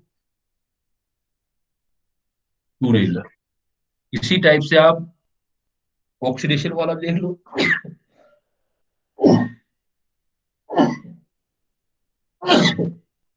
ऑक्सीडेशन वाला देखो बेटा, ऑक्सीडेशन वाला देखोगे तो इधर से इधर चलोगे, तो इधर कितना आया ऑक्सीडेशन नंबर, अगेन 0, और इधर कितना आया था क्लोरीन का ऑक्सीडेशन नंबर, +1.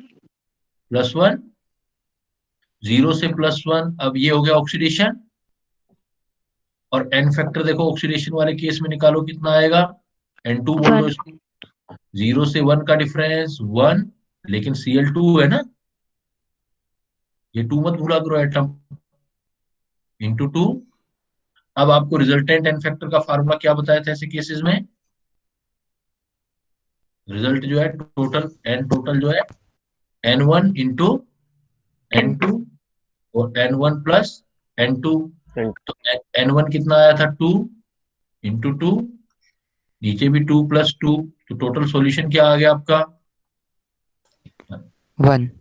तो क्लोरीन का Cl2 का dilute cold basic medium N factor 1 आएगा, तो इक्विवेलेंट वेट भी निकाल सकते हो ना, equivalent weight is equal to formula weight of chlorine divided by 1। Clear. Yes sir.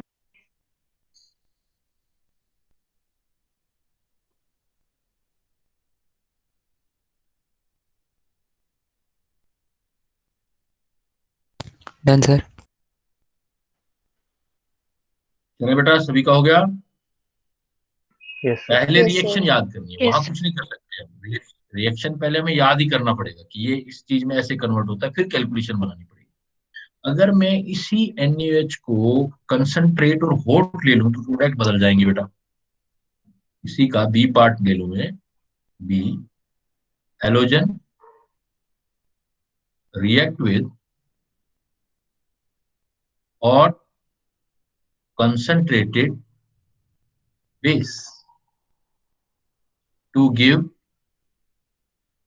halide ion, पहला सेम लेकिन दूसरा बदल जाएगा, halide ion and halate ion। halate ion, halide ion वही होता है जो पहले था बेटा आपका X नेगेटिव, halate जो होता है वो XO3 नेगेटिव होता है, XO3 नेगेटिव। सपोज आपके पास क्लोरीन है, वही क्वेश्चन, क्लोरीन का रिएक्शन आपको दे दिया कंसंट्रेट NaOH के साथ, NaOH। तो NaOH जो है आपका कंसंट्रेट है और हीटिंग भी है, हॉट भी है। तो ये कन्वर्ट जो होगा आपका NaCl प्लस जो कन्वर्ट होगा NaClO3 में कन्वर्ट होगा। पहले वाला तो सोडियम क्लोराइड है, लेकिन ये जो अब बन गया है इसको आप बोलोगे सोडियम क्लोरेट, सोडियम क्लोरेट। तो यहां देखो ऑक्सीडेशन नंबर 0, यहाँ ऑक्सीडेशन नंबर -1, NaClO3 में निकालोगे तो +5। कैसे? ये देखो NaClO3, Na का पता है आपको कितना होता है बेटा, +1। +1 क्लोरीन निकालना चाहते हो, X ले लो, ऑक्सीजन का -2 1 का होता है, 3 होगी तो -6 इक्वल टू 0, तो X इज इक्वल टू +5। तो इसको आप ऐसे भी लिख सकते हो, आयनिक फॉर्म के अंदर लिख सकते हो बेटा, Cl2 यहाँ लिख दिया हमने, मीडियम यहाँ लिख दिया, ये कंसंट्रेट है और हीटिंग है, बेसिक मीडियम है। तो Cl2 किस में कन्वर्ट होगा, Cl negative plus ClO3 negative, Na हटा दिया। तो अब इस केसेस में देखो, आप एन फैक्टर निकालना चाहते हो, आप एक तो पहले रिएक्शन याद कर ली और आपको पता लगना चाहिए कि ये रिडॉक्स रिएक्शन है या नहीं। तो देखो सेम काइंड ऑफ स्पीसीज का ऑक्सीडेशन या रिडक्शन हो रहा है या नहीं हो रहा।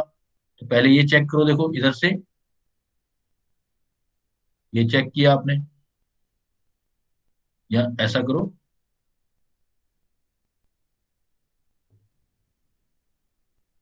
पहले ये चेक किया आपने। तो इधर देखो ऑक्सीडेशन नंबर कितना आ रहा है क्लोरीन का, 0 0, और यहाँ कितना आ रहा है, -1 माइनस। तो 0 से -1 मतलब ऑक्सीडेशन हो रहा है या रिडक्शन हो रहा है, रिडक्शन रिडक्शन। रिडक्शन हो रहा है। रिडक्शन हो रहा है तो एन फैक्टर निकाल लो, रिडक्शन वाला N1 ले लो सपोज। 0 से -1 कितने का डिफरेंस आया, 1 1 का। और लेकिन क्लोरीन 2 है, Cl2 है, तो पर क्लोरीन 1 का आ रहा है, 2 क्लोरीन है तो 2 कर दिए। अब सपोज नीचे वाली स्पीसीज में चेक करो, यहाँ पर क्लोरीन का ऑक्सीडेशन नंबर कितना है, 0। 0 और इधर क्लोरीन का ऑक्सीडेशन नंबर कितना आया था बेटा, +5 +5 आया था। ऐसे आप ऐसे भी कर सकते हो, ClO3 नेगेटिव, सपोज क्लोरीन का X, एक ऑक्सीजन का -2 तो 3 का -6 इज इक्वल टू -1, तो X इज इक्वल टू +5, तो +5 हो गया। तो क्लोरीन 0 से +5 में जा रहा है तो किस क्या हो रहा है बेटा इस प्रोसेस में, ऑक्सीडेशन ऑक्सीडेशन। Oxidation. तो सेम क्लोरीन का रिडक्शन भी हुआ और क्लोरीन का ऑक्सीडेशन भी हुआ। इट मींस ये कौन सा एग्जांपल हुआ, रिएक्शन कौन सी रिडॉक्स हुई, disproportionation redox reaction disproportionation redox.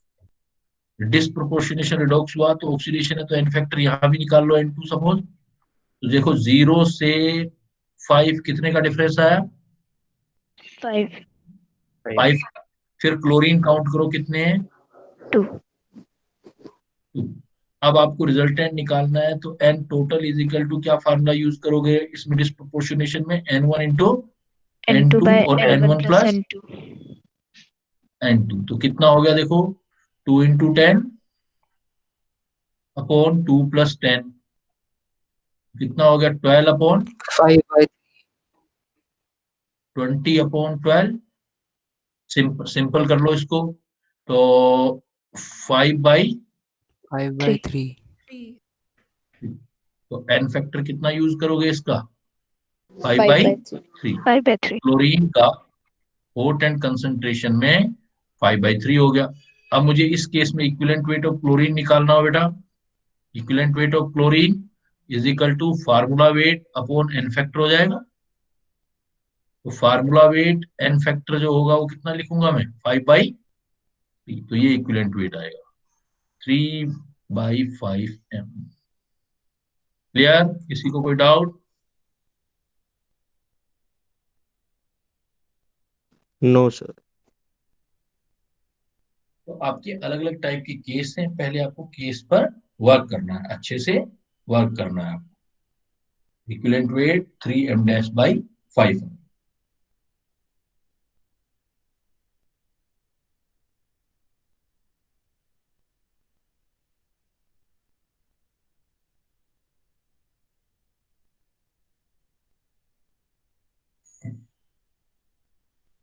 Done बेटा, चले आगे।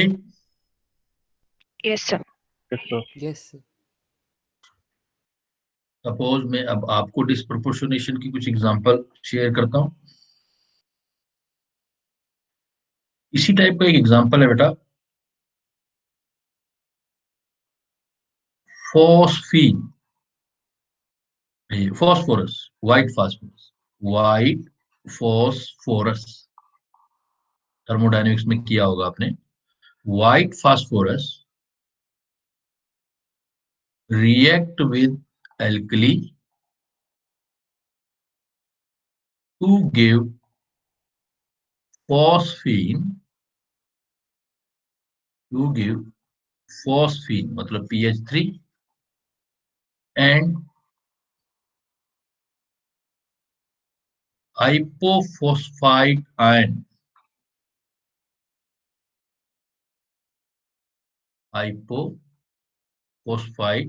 मतलब Na,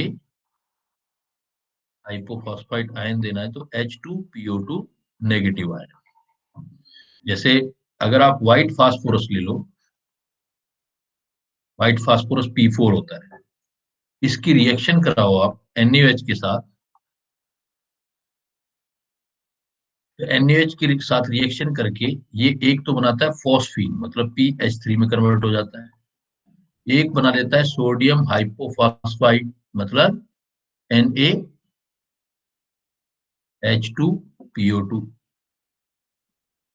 इसको बोलते हैं सोडियम हाइपोफॉस्फाइड। ये है आपका सोडियम हाइपोफॉस्फाइड, ये है फॉस्फीन। ये रिएक्शन दे दिया बेटा मैंने। तो इस रिएक्शन, ये डिस्प्रोपोर्शनेशन रिएक्शन है। क्यों?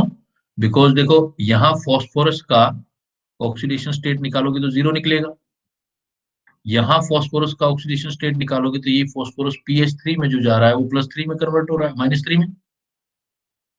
लेकिन NaH2PO2 निकालोगे तो +1 में जा रहा है। कैसे?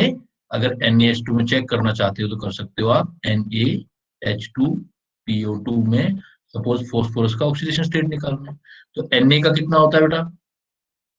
+1। +1. हाइड्रोजन का एक का +1 हो गया तो +2। फास्फोरस का निकालना चाहते हो सपोज X, ऑक्सीजन का होता है -4, 2 का इज इक्वल टू 0। तो X इज इक्वल टू +1 आ गया। देखो ये भी एक डिस्प्रोपोर्शनेशन है। 0 से -3 का मतलब रिडक्शन, और 0 से +1 का मतलब ऑक्सीडेशन। तो बेटा इसको कैलकुलेट करके दिखाओ मुझे, इसका इसका एन फैक्टर निकाल के दिखाओ फॉस्फोरस का, और फिर इक्विवेलेंट वेट भी निकालो फॉस्फोरस का। करोगे ट्राई? Yes, sir. बेटा इसको बना के दिखाओ, मैं देखता हूँ फिर आपसे डिस्कस करता हूँ।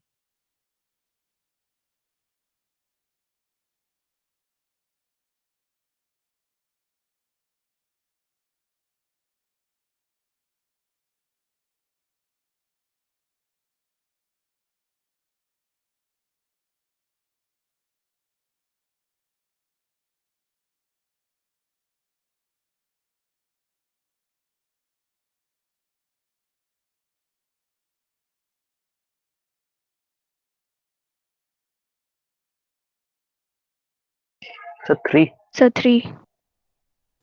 Done, sir. 3. Yes, sir. 3.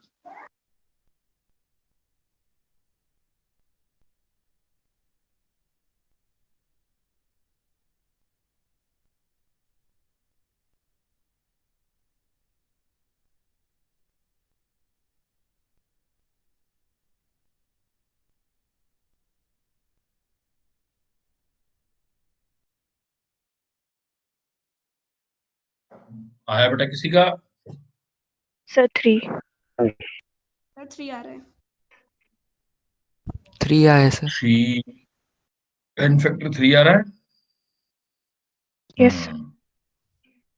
n factor 3 आ रहा है तो इक्विवेलेंट वेट क्या हो जाएगा? जो भी फार्मूला वेट बाई 3 हो जाएगा, है ना? Yes, sir. दिन में कर देता हूँ एक बार, किसी बच्चे का अगर नहीं आया और रह गया हो। कुछ बच्चे एक टाइम में सीखते हैं, कुछ टाइम लगता है। देखो मैं ऐसे लिखूंगा रिएक्शन। P4 ये कन्वर्ट हो रहा है इस बेसिक मीडियम में PH3 में और NaH2PO2 में ना। पहले मैं यहाँ चेक करता हूँ इसको, पहले हम चेक करते हैं इसको और इसको। तो यहाँ फास्फोरस का ऑक्सीडेशन नंबर 0, इधर आपने निकाला -3, तो कितने का डिफरेंस आ गया बेटा? देखो 3. 0 से -3, 3 का, और ये आ रहा है रिडक्शन आपका 3 का डिफरेंस आ रहा है। लेकिन फास्फोरस है कितने? देखो आपके पास 4, 3 × 4 हो गया। अब आ जाओ यहाँ चेक करते हैं और यहाँ फास्फोरस को चेक करते हैं। तो यहाँ भी 0 और यहाँ देखोगे तो +1, तो ये तो ऑक्सीडेशन हो गया। 0 से +1 तो ये दूसरा, ये N1 हो गया सपोज, ये N2। N2 कितना आया? 0 से +1, 1 का डिफरेंस, लेकिन फास्फोरस तो 4 है, × 4। हमारे पास फार्मूला क्या है? ये बिकॉज डिस्प्रोपोर्शनेशन हो गया, ऑक्सीडेशन भी हो रहा है फास्फोरस का, रिडक्शन भी हो रहा है। देन एन फैक्टर का क्या यूज कर सकते हो? N1 × N2 upon N1 + N2। तो N1 × कितना हो गया? 4 × 3 = 12 × 4, नीचे 12 + 4, तो कितना हो गया ऊपर वाला? देखो 12 × 4 और 12 और 4 16, तो ये 4 4 जा 16, 4 3 जा 12। तो आपका आंसर बिल्कुल सही आ गया। अब आप समझ चुके हो बात, एन फैक्टर 3 आ गया। तो इक्विवेलेंट वेट निकालना होगा तो वो तो फार्मूला वेट जो भी होगा फास्फोरस का डिवाइडेड बाई क्या कर देंगे बेटा? 3। It mean now third case is clear बेटा of disproportionation reaction. Yes. Yes, sir. अगर कोई भी बेटा रिवर्स ऑफ डिस्प्रोपोर्शनेशन रिएक्शन दिख जाए आपको, तो उसको हम नाम बदल देते हैं। रिवर्स ऑफ डिस्प्रोपोर्शनेशन रिएक्शन को बोलते हैं कम प्रोपोर्शनेशन रिएक्शन। नॉलेज के लिए, नॉट बिल्कुल आपका डिस्प्रोपोर्शनेशन रिएक्शन हुआ, उसका आपने बिल्कुल अपोजिट कर देना है। तो reverse of disproportionation, reverse of disproportionation, disproportionation is known as, ऐसी रिएक्शन को क्या बोल दोगे आप जो रिवर्स होगी आपकी? कम प्रोपोर्शनेशन। टेक्निकल टर्म याद रखना है बेटा, कम प्रोपोर्शनेशन। डिस्प्रोपोर्शनेशन का बिल्कुल रिवर्स क्या कर देना आपने? कम प्रोपोर्शनेशन। इसमें बस फर्क इतना होगा कि दो अलग अलग ऑक्सीडेशन स्टेट वाले एटम तो सेम एटम होगा। कम प्रोपोर्शनेशन में क्या होगा? Same kind of atom, same kind of atoms in different oxidation state, different oxidation state are converted into same oxidation state by oxidation as well as reduction. मतलब जो reaction आपने ऊपर लिखी है उन सबको उल्टा लिख दो बेटा। उल्टा लिख दोगे तो वो रिवर्स ऑफ डिस्प्रोपोर्शनेशन हो जाएगा ना। जैसे ये लिख दूं मैं, Cl negative plus ClO3 negative और वापस कन्वर्ट कर दूं Cl2 में। अब इसको मैं डिस्प्रोपोर्शनेशन तो नहीं बोल सकता ना इधर से इधर जाने पर, है ना, क्योंकि यहाँ ऑक्सीडेशन स्टेट -1, यहाँ +1 और ये 0। डिस्प्रोपोर्शनेशन तो इधर होगा। अगर इधर से इधर देखूंगा तो क्या दिखाई देगा बेटा मुझे? पोर्शन। डिस्प्रोपोर्शनेशन। लेकिन हम तो स्टडी ऐसे करते हैं ना रिएक्शन को, तो इधर से इधर देखोगे तो यस ये सर। क्या हो जाएगा? Reverse of disproportionation. और जो रिवर्स ऑफ डिस्प्रोपोर्शनेशन होता है उसी का दूसरा नाम क्या होता है? कॉम्प्रोपोर्शनेशन। कॉम्प्रोपोर्शनेशन। रिडॉक्स, रिडॉक्स तो है ही, लेकिन कॉम्प्रोपोर्शनेशन redox, कॉम्प्रोपोर्शनेशन redox.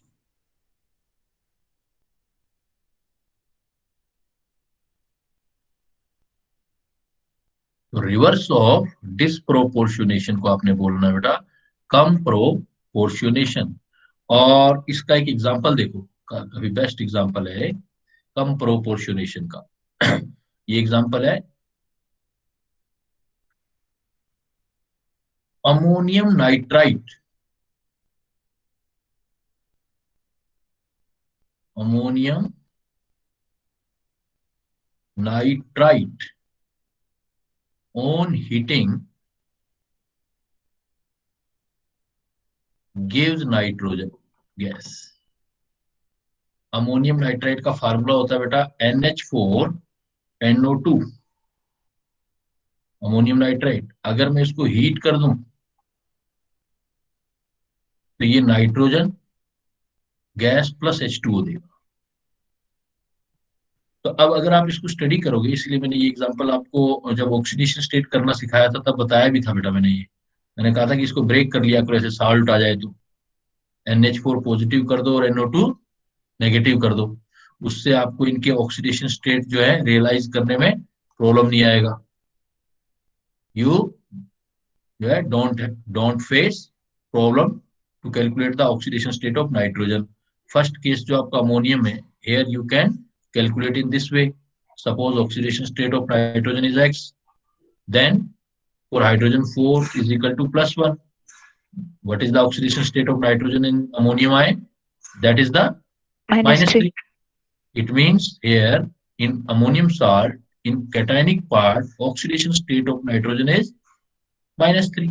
And again in anionic form, nitrate ion, that is the NO2 negative. Suppose oxidation state of nitrogen is X, -4 equal to -1, then it is +3. It is -1 to +3. Here +3। तो यहाँ पर oxidation state -3 है, यहाँ +3 है, और यहाँ कितना होगा? 0। 0। रिवर्स ऑफ उसका हो गया डिस्प्रोपोर्शनेशन का ये एग्जांपल। ये एग्जांपल रिवर्स ऑफ क्या दिखा रहा है ये आपको? डिस्प्रोपोर्शनेशन। और जो रिवर्स ऑफ डिस्प्रोपोर्शनेशन होता है उसी को क्या बोलते हो आप? मतलब comproportionation redox reaction. Comproportionation redox reaction. Clear है बेटा? Yes yes sir. Yes sir. तो आपने डिफरेंट केसेस में देखो एन फैक्टर निकालना सीखा। आपने डिफरेंट केसेस के अंदर आपने एन फैक्टर कैलकुलेशन सीखा कि आपका अगर डायरेक्ट एक ही एटम में वो हो जा रहा है तो कैसे करोगे, मोर देन वन एटम जा रहे हैं तो कैसे करोगे, डिस्प्रोपोर्शनेशंस वगैरह हो रही है, मतलब एक स्पीसीज ऑक्सीडेशन भी कर रही है रिडक्शन भी कर रही है, तो एन फैक्टर कैसे करोगे। तो इस केसेस के अंदर डन है बेटा? चलो आगे। Yes sir. तो इस केसेस में आपके पास क्या हुआ बेटा कि आपने इसका यूजेस मतलब एप्लीकेशन कहाँ कहाँ किया। देखो एप्लीकेशन ऑफ एन फैक्टर, तो एक मैंने अभी आपको निकालना सिखाया था किस केस के अंदर, यूज किसमें था, in calculation of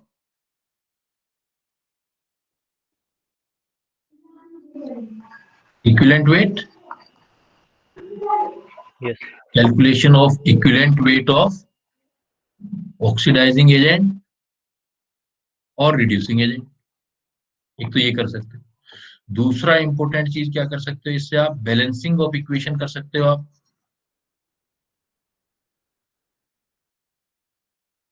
balancing of redox reaction, redox reaction हो रही हो उसकी बैलेंसिंग आप डायरेक्ट कर सकते हो। और थर्ड आप इसमें क्या कर सकते हो, स्टोक्योमेट्रिक प्रॉब्लम सॉल्विंग ऑफ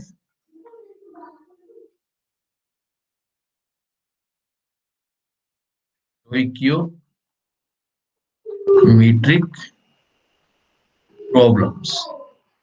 ये सारी चीजें आप बड़ी इजी वे में वन स्टेप के अंदर कर सकते हो।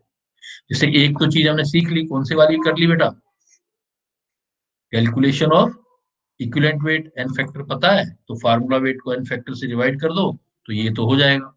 अब आपके पास पॉइंट आ गया कि ये दोनों पॉइंट कैसे करोगे आप, बैलेंस डायरेक्ट कैसे करोगे। कि अगर हमें डायरेक्ट सोल्व करना हो, कंपटीशन में सोल्व करना हो, या कोई न्यूमेरिकल प्रॉब्लम बनानी हो तो कैसे सोल्व करेंगे। तो इसको देखने के लिए करते हैं, देखो बेटा, अगर आपको बैलेंसिंग ऑफ रिडॉक्स रिएक्शन करना है, direct balancing of redox reaction, दूसरे वाला पॉइंट, अगर आपको बैलेंसिंग करना है, लेकिन रिडॉक्स होनी चाहिए, सिर्फ रिडॉक्स के साथ कुछ नहीं होना चाहिए, बैलेंसिंग ऑफ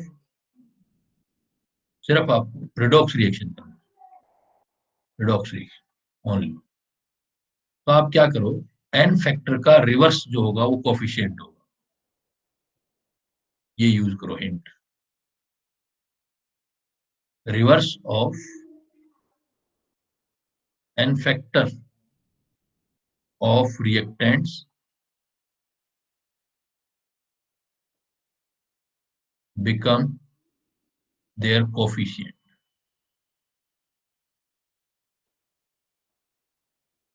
उसको आप कोफिशिएंट में कन्वर्ट करो, रिवर्स जो एन फैक्टर है रिएक्टेंट के, उनको आप कोफिशिएंट में यूज कर सकते हैं। कैसे, सपोज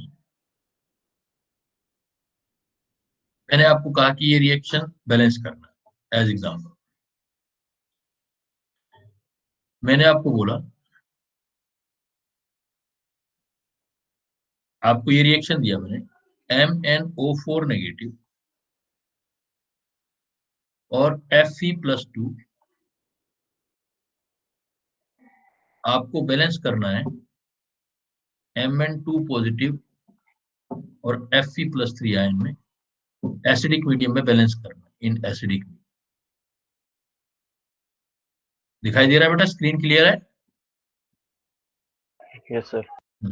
ये मैंने सपोज क्वेश्चन दे दिया, और कंपटीशन में आपको बड़ा जल्दी करना है इसको, मतलब अभी वो भी प्रोसेस सिखाऊंगा जो कंप्लीट होते हैं, लेकिन पहले हम इन एन फैक्टर का यूज कर रहे हैं। तो ये तो हमें पता है ना बेटा, एन फैक्टर MnO4 का एन फैक्टर पता होगा, या फिर एसिडिक मीडियम में याद कर लिया था हमने। कैसे सोल्व करेंगे, देखो इसका एन फैक्टर मुझे पता है, इसका एन फैक्टर कितना है MnO4 का, +5। 5, प्लस नहीं बोलना बेटा, 5 बोलना है, एन फैक्टर में प्लस माइनस नहीं बोलते, 5। MnO4 Mn+2 में कन्वर्ट हो रहा है, तो इसका मतलब एन फैक्टर 5 है। और फेरस फेरिक में कन्वर्ट हो रहा है, इसका एन फैक्टर भी पता होगा बेटा, फेरस से फेरिक में होगा तो एन फैक्टर कितना होगा, 1। 1। अब आपने एन फैक्टर पे बहुत अच्छा वर्क कर रखा है, तो एन फैक्टर आप इक्वेशन देखते ही याद होंगी आपको।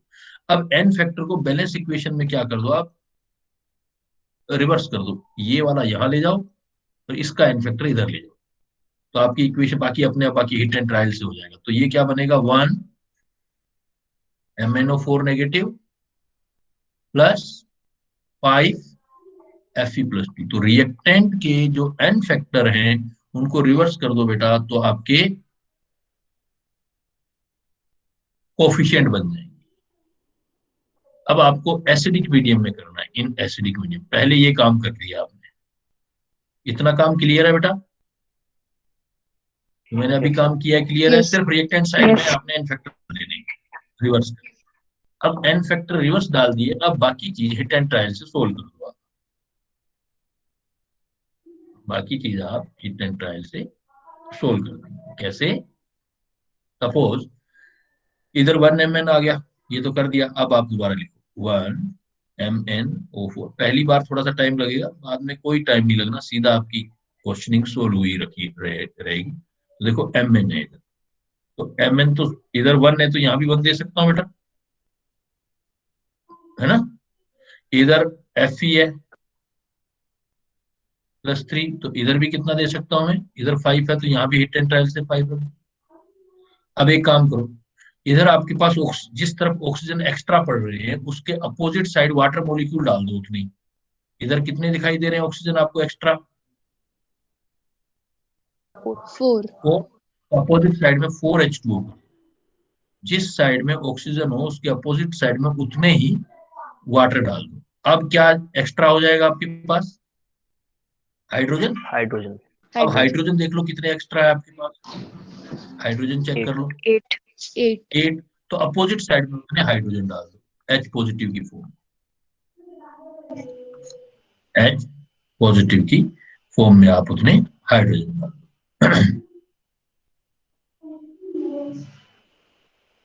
उतना आपका हाइड्रोजन आ जाएगा। तो यहां पर आपका जो एन फैक्टर से आपने रिवर्स कर दिया, बाकी चीजें आपकी जो है अपने आप बैलेंस होगी। अब चेक करके देख लो बेटा, देखो अब चेक कर लो, चाहे आप इस साइड में देखो, चार चेक करो टोटल, पहले तो चार चेक करो इस साइड में, टोटल चार्ज लेफ्ट साइड में कितना चार्ज होगा, देखो +8 +8, 1 × -1, 5 × +2 मतलब 10। कितना चार्ज हो गया टोटल लेफ्ट साइड में, देखो प्लस का 17, 3। नहीं 3 का बेटा, प्लस के 8 प्लस के 10 18 और माइनस का 1 प्लस का 17 हो गया ना। यस। टोटल चार्ज देखना है, टोटल चार्ज एक हाइड्रोजन पर +1 है। ऐसे हाइड्रोजन है कितने आपके पास? 8। 8 है, तो 8 × +1, तो टोटल चार्ज कितना हुआ हाइड्रोजन का? +8। 7। फिर देखो MnO4 पर -1 है, 1 × 1 मतलब -1।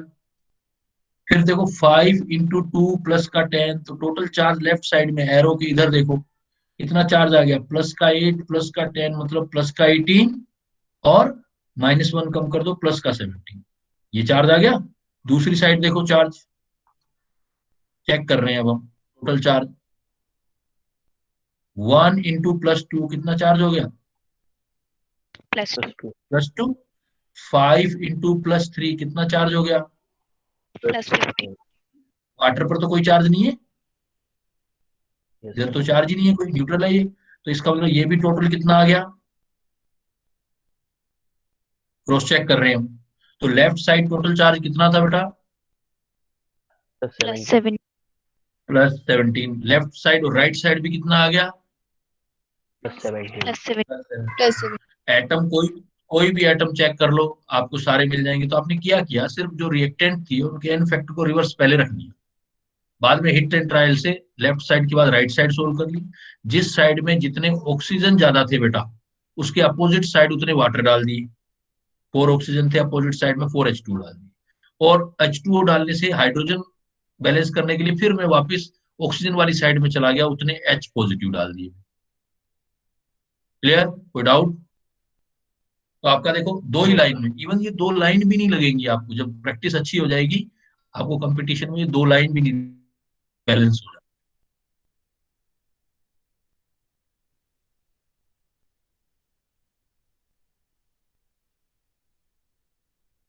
क्लियर है बेटा? Yes sir. Yes sir. अब देखो फिर मैं एक ऐसा एग्जांपल और देता हूँ आपको, थोड़ा और क्लियर हो जाएगा।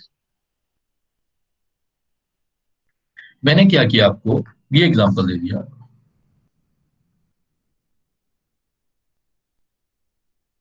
Cr2O7 2 नेगेटिव Fe+2 दे दिया, यहां से दे दिया Cr+3 और Fe+3।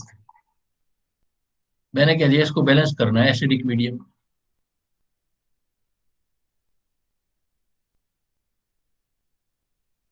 ठीक है। तो सीधा अगर आपको देखो एन फैक्टर याद है तो सीधा एक स्टेप में रिएक्शन हो जाएगी। सॉल्यूशन ढूंढो। पोटेशियम डाइक्रोमेट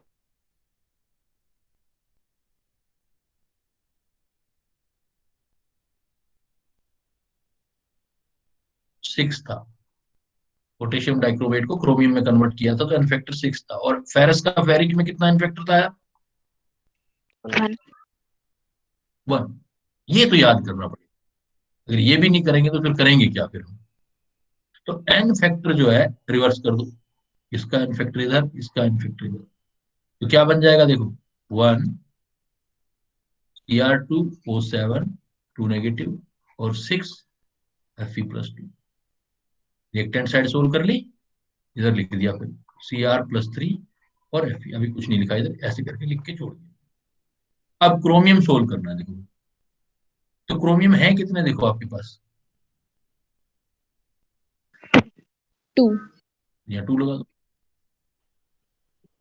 और आयरन कितने हैं आपके पास? 6। 6। इधर 6 लगा दो। ठीक है। अब ऑक्सीजन को बैलेंस करना है तो इस साइड में कितने ऑक्सीजन दिखाई दे रहे हैं आपको? 7। 7। 7। इस साइड में तो ऑक्सीजन नहीं है ना। No sir. तो जिस साइड में ऑक्सीजन नहीं है उस साइड में क्या अटैच कर दूं मैं? वाटर। क्या वाटर। बताया मैंने? वाटर। 7 वाटर।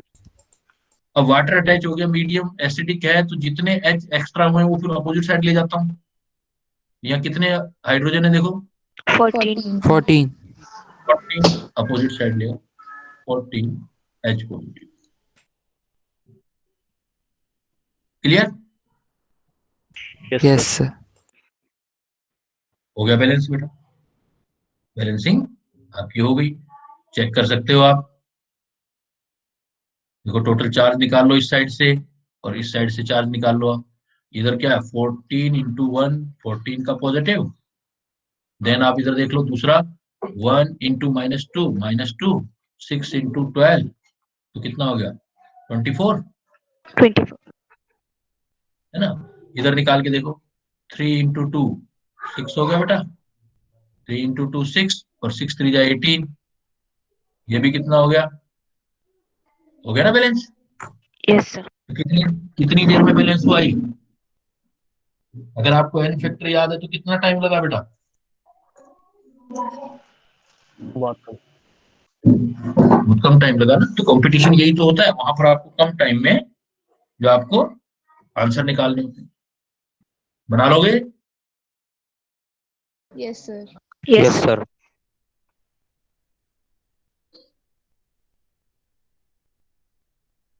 चले आगे बेटा। Yes sir. Yes, sir.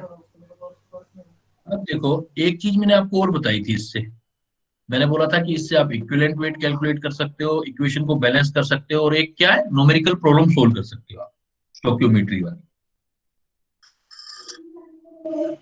तो न्यूमेरिकल प्रॉब्लम सोल्व कैसे कर सकते हैं देखो।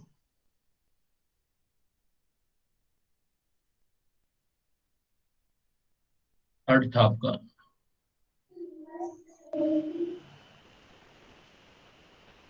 Problem solving skill. इसमें क्या करना है, जब भी आप जिसकी भी रिएक्शन कराओ, जो भी स्पीसीज लेनी है तो उसमें यूज करो using the concept of hint using the concept of law of chemical equivalent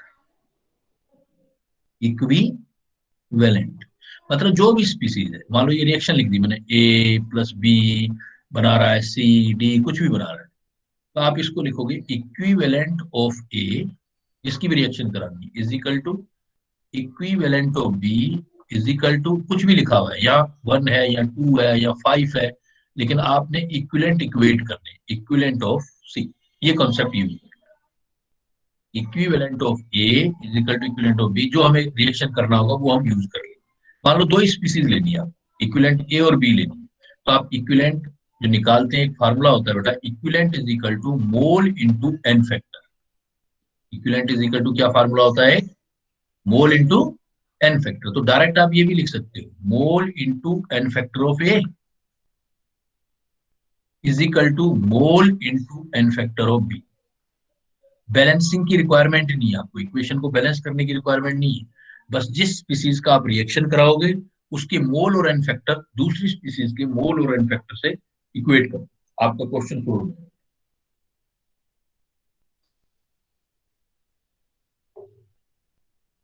mole into N factor of A is equal to mole into N factor of B. जिस भी स्पीसीज का reaction कराना, मतलब oxidising और reducing agent की बात कर रहे हैं, ए और बी का मतलब ऑक्सीडाइजिंग एजेंट के इक्विवेलेंट रिड्यूसिंग एजेंट के इक्विवेलेंट के इक्वेट कर दो, और इक्विवेलेंट इज इक्वल टू होता है मोल इंटू एन फैक्टर। तो mole of A, mole into N factor of A is equal to mole into N factor of B कर देंगे बेटा। कैसे, जैसे मैं अब न्यूमेरिकल देता हूं आपको।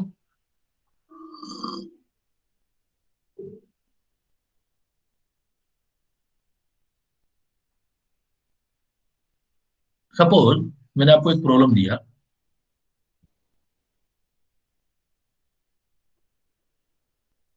How many mole of KMnO4 is required to oxidize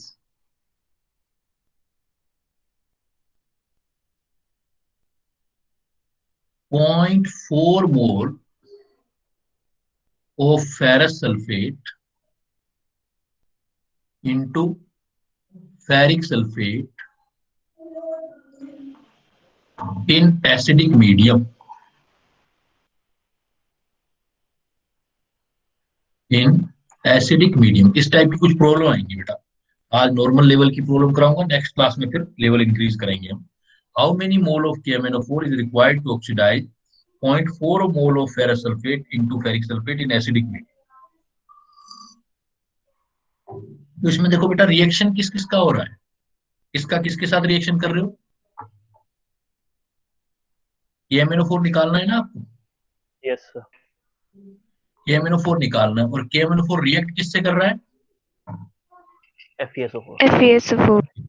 कुछ नहीं करना बेटा, आपने सीधा सॉल्यूशन ढूंढना है। वन स्टेप में क्वेश्चन सॉल्विंग स्किल्स ढूंढ रहे हैं। तो हम सीधा कहेंगे कि mole into N factor of KMnO4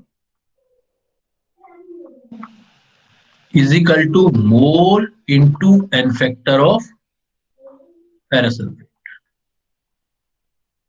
mole into N factor of KMnO4 is equal to mole into N factor of ferrous sulphate. कोई बैलेंस इक्वेशन लिखने का नो नीड, नॉट रिक्वायर्ड। और आपका क्वेश्चन सॉर्ट आउट है।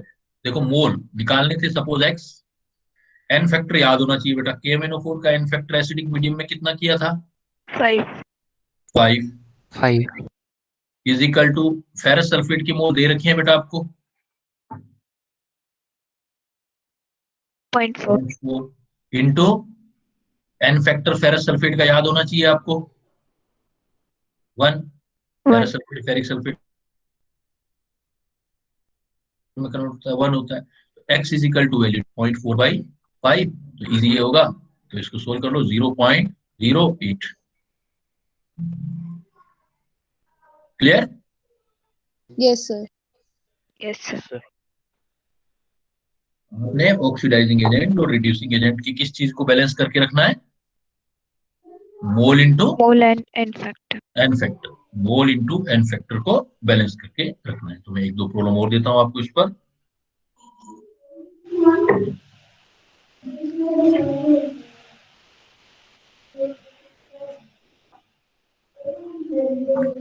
Suppose मैंने आपको ये problem दी,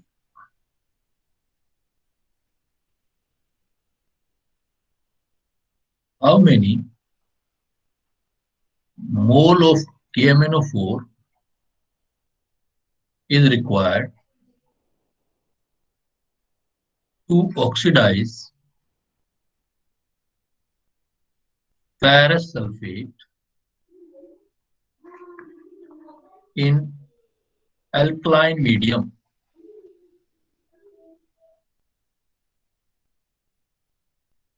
करोगे बेटा, ट्राई करोगे? Yes sir. बनाओ जरा। एक मैंने मोल दिया, how many mole can required to oxidise 3 mole of oxidise data लिखिए 3 mole of ferrous sulfate in alkaline medium.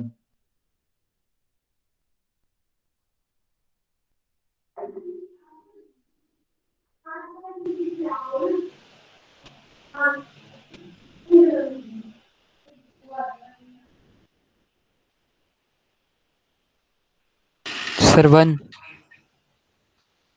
1. How many mole of KMnO3 के लिए 1 आ रहा है।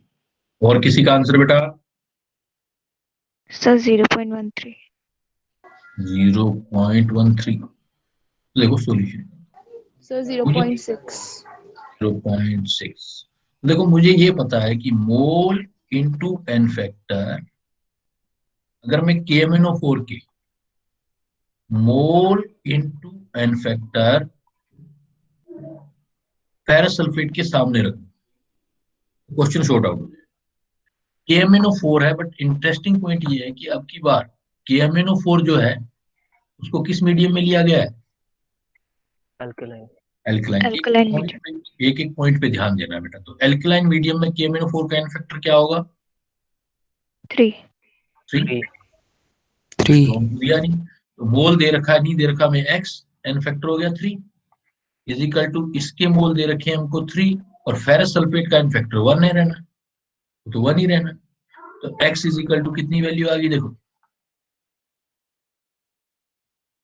1 yes sir. Mole into N factor, mole into N factor. तो ध्यान देना है हर एक पॉइंट पे, कहीं से मिसिंग ना हो, स्टेप टू स्टेप चलना है पहले। इसलिए मैं आपको बिल्कुल सिंपल स्टेप सिखा रहा हूँ, इस लेवल के क्वेश्चन सिखा रहा हूँ। इवन ये आपके जेई मेन लेवल पर आते हैं तो उस लेवल के क्वेश्चन समझ गए बात। देखो क्या चेंजेस आया, सिर्फ क्या ध्यान देना था आपको यहाँ पर, KMnO4 तो था बेटा, लेकिन क्या ध्यान देना था आपको कि KMnO4 कौन से मीडियम में लिया हुआ? मीडियम का ध्यान देना। मीडियम का ध्यान देना, एल्कलाइन। एल्कलाइन। क्लियर है? अब यस देखो सर। फिर मैं एक प्रॉब्लम देता हूँ, ध्यान से करना बाप, अब मिस्टेक कोई नहीं होनी चाहिए। सपोज मैंने आपको प्रॉब्लम दिया,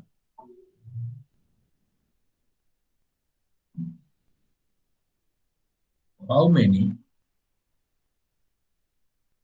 मोल of KMnO4 is required to oxidize ferrous oxalate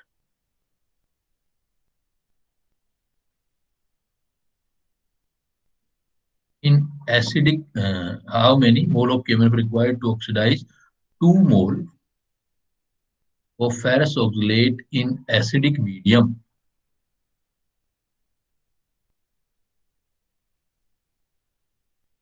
Acidic medium।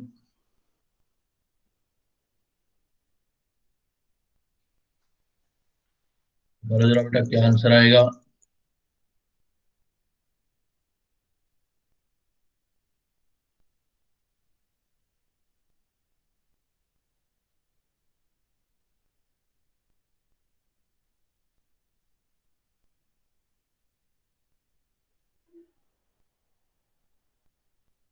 Sir, 1.2.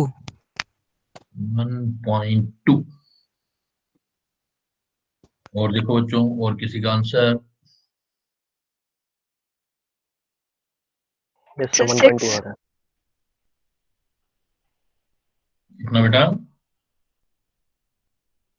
7.1। और सोचो, और कोई आंसर दो।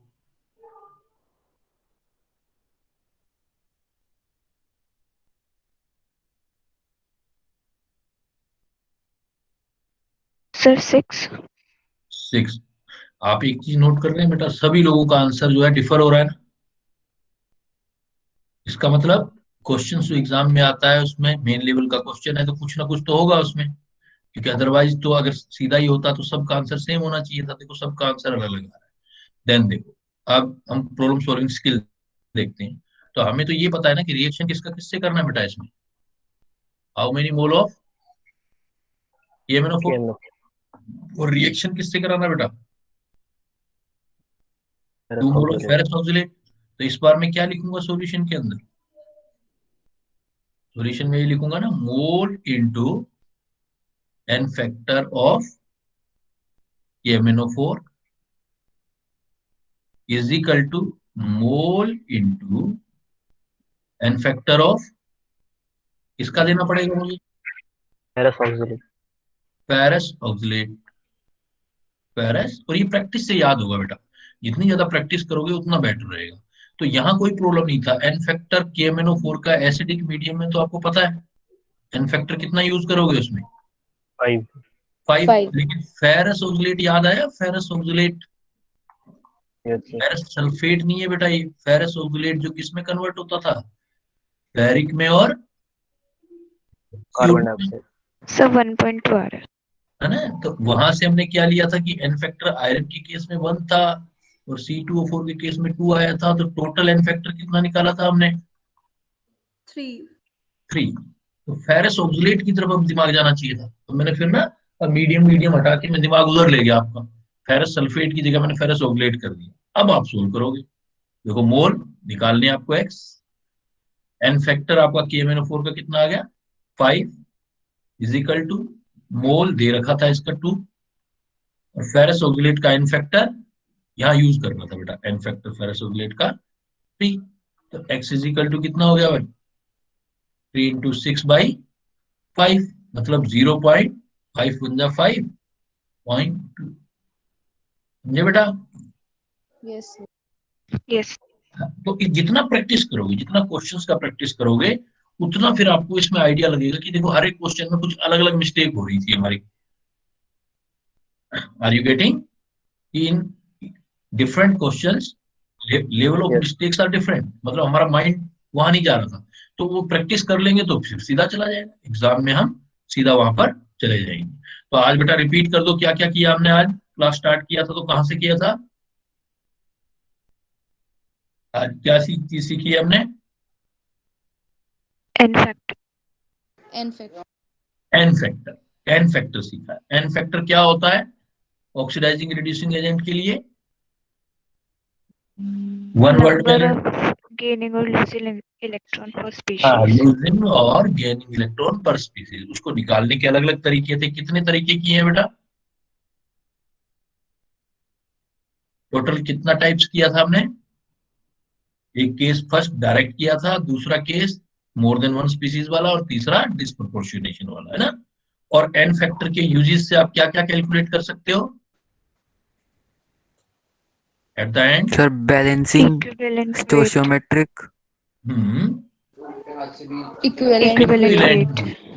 इक्विवेलेंट वेट निकाल सकते हैं, बैलेंसिंग डायरेक्ट करना सीख सकते हैं हम, और हम उसमें इस तरह की स्टोकियोमेट्रिक प्रॉब्लम करना सीख सकते हैं। क्लियर बेटा? Yes sir. Yes. Okay, beta. See you very yes, soon for next part of this lesson. Till then, thank you. Bye. Good evening. Bye sir. Good evening sir. good evening good sir. Evening sir. Good evening. Thank you sir. Thank you.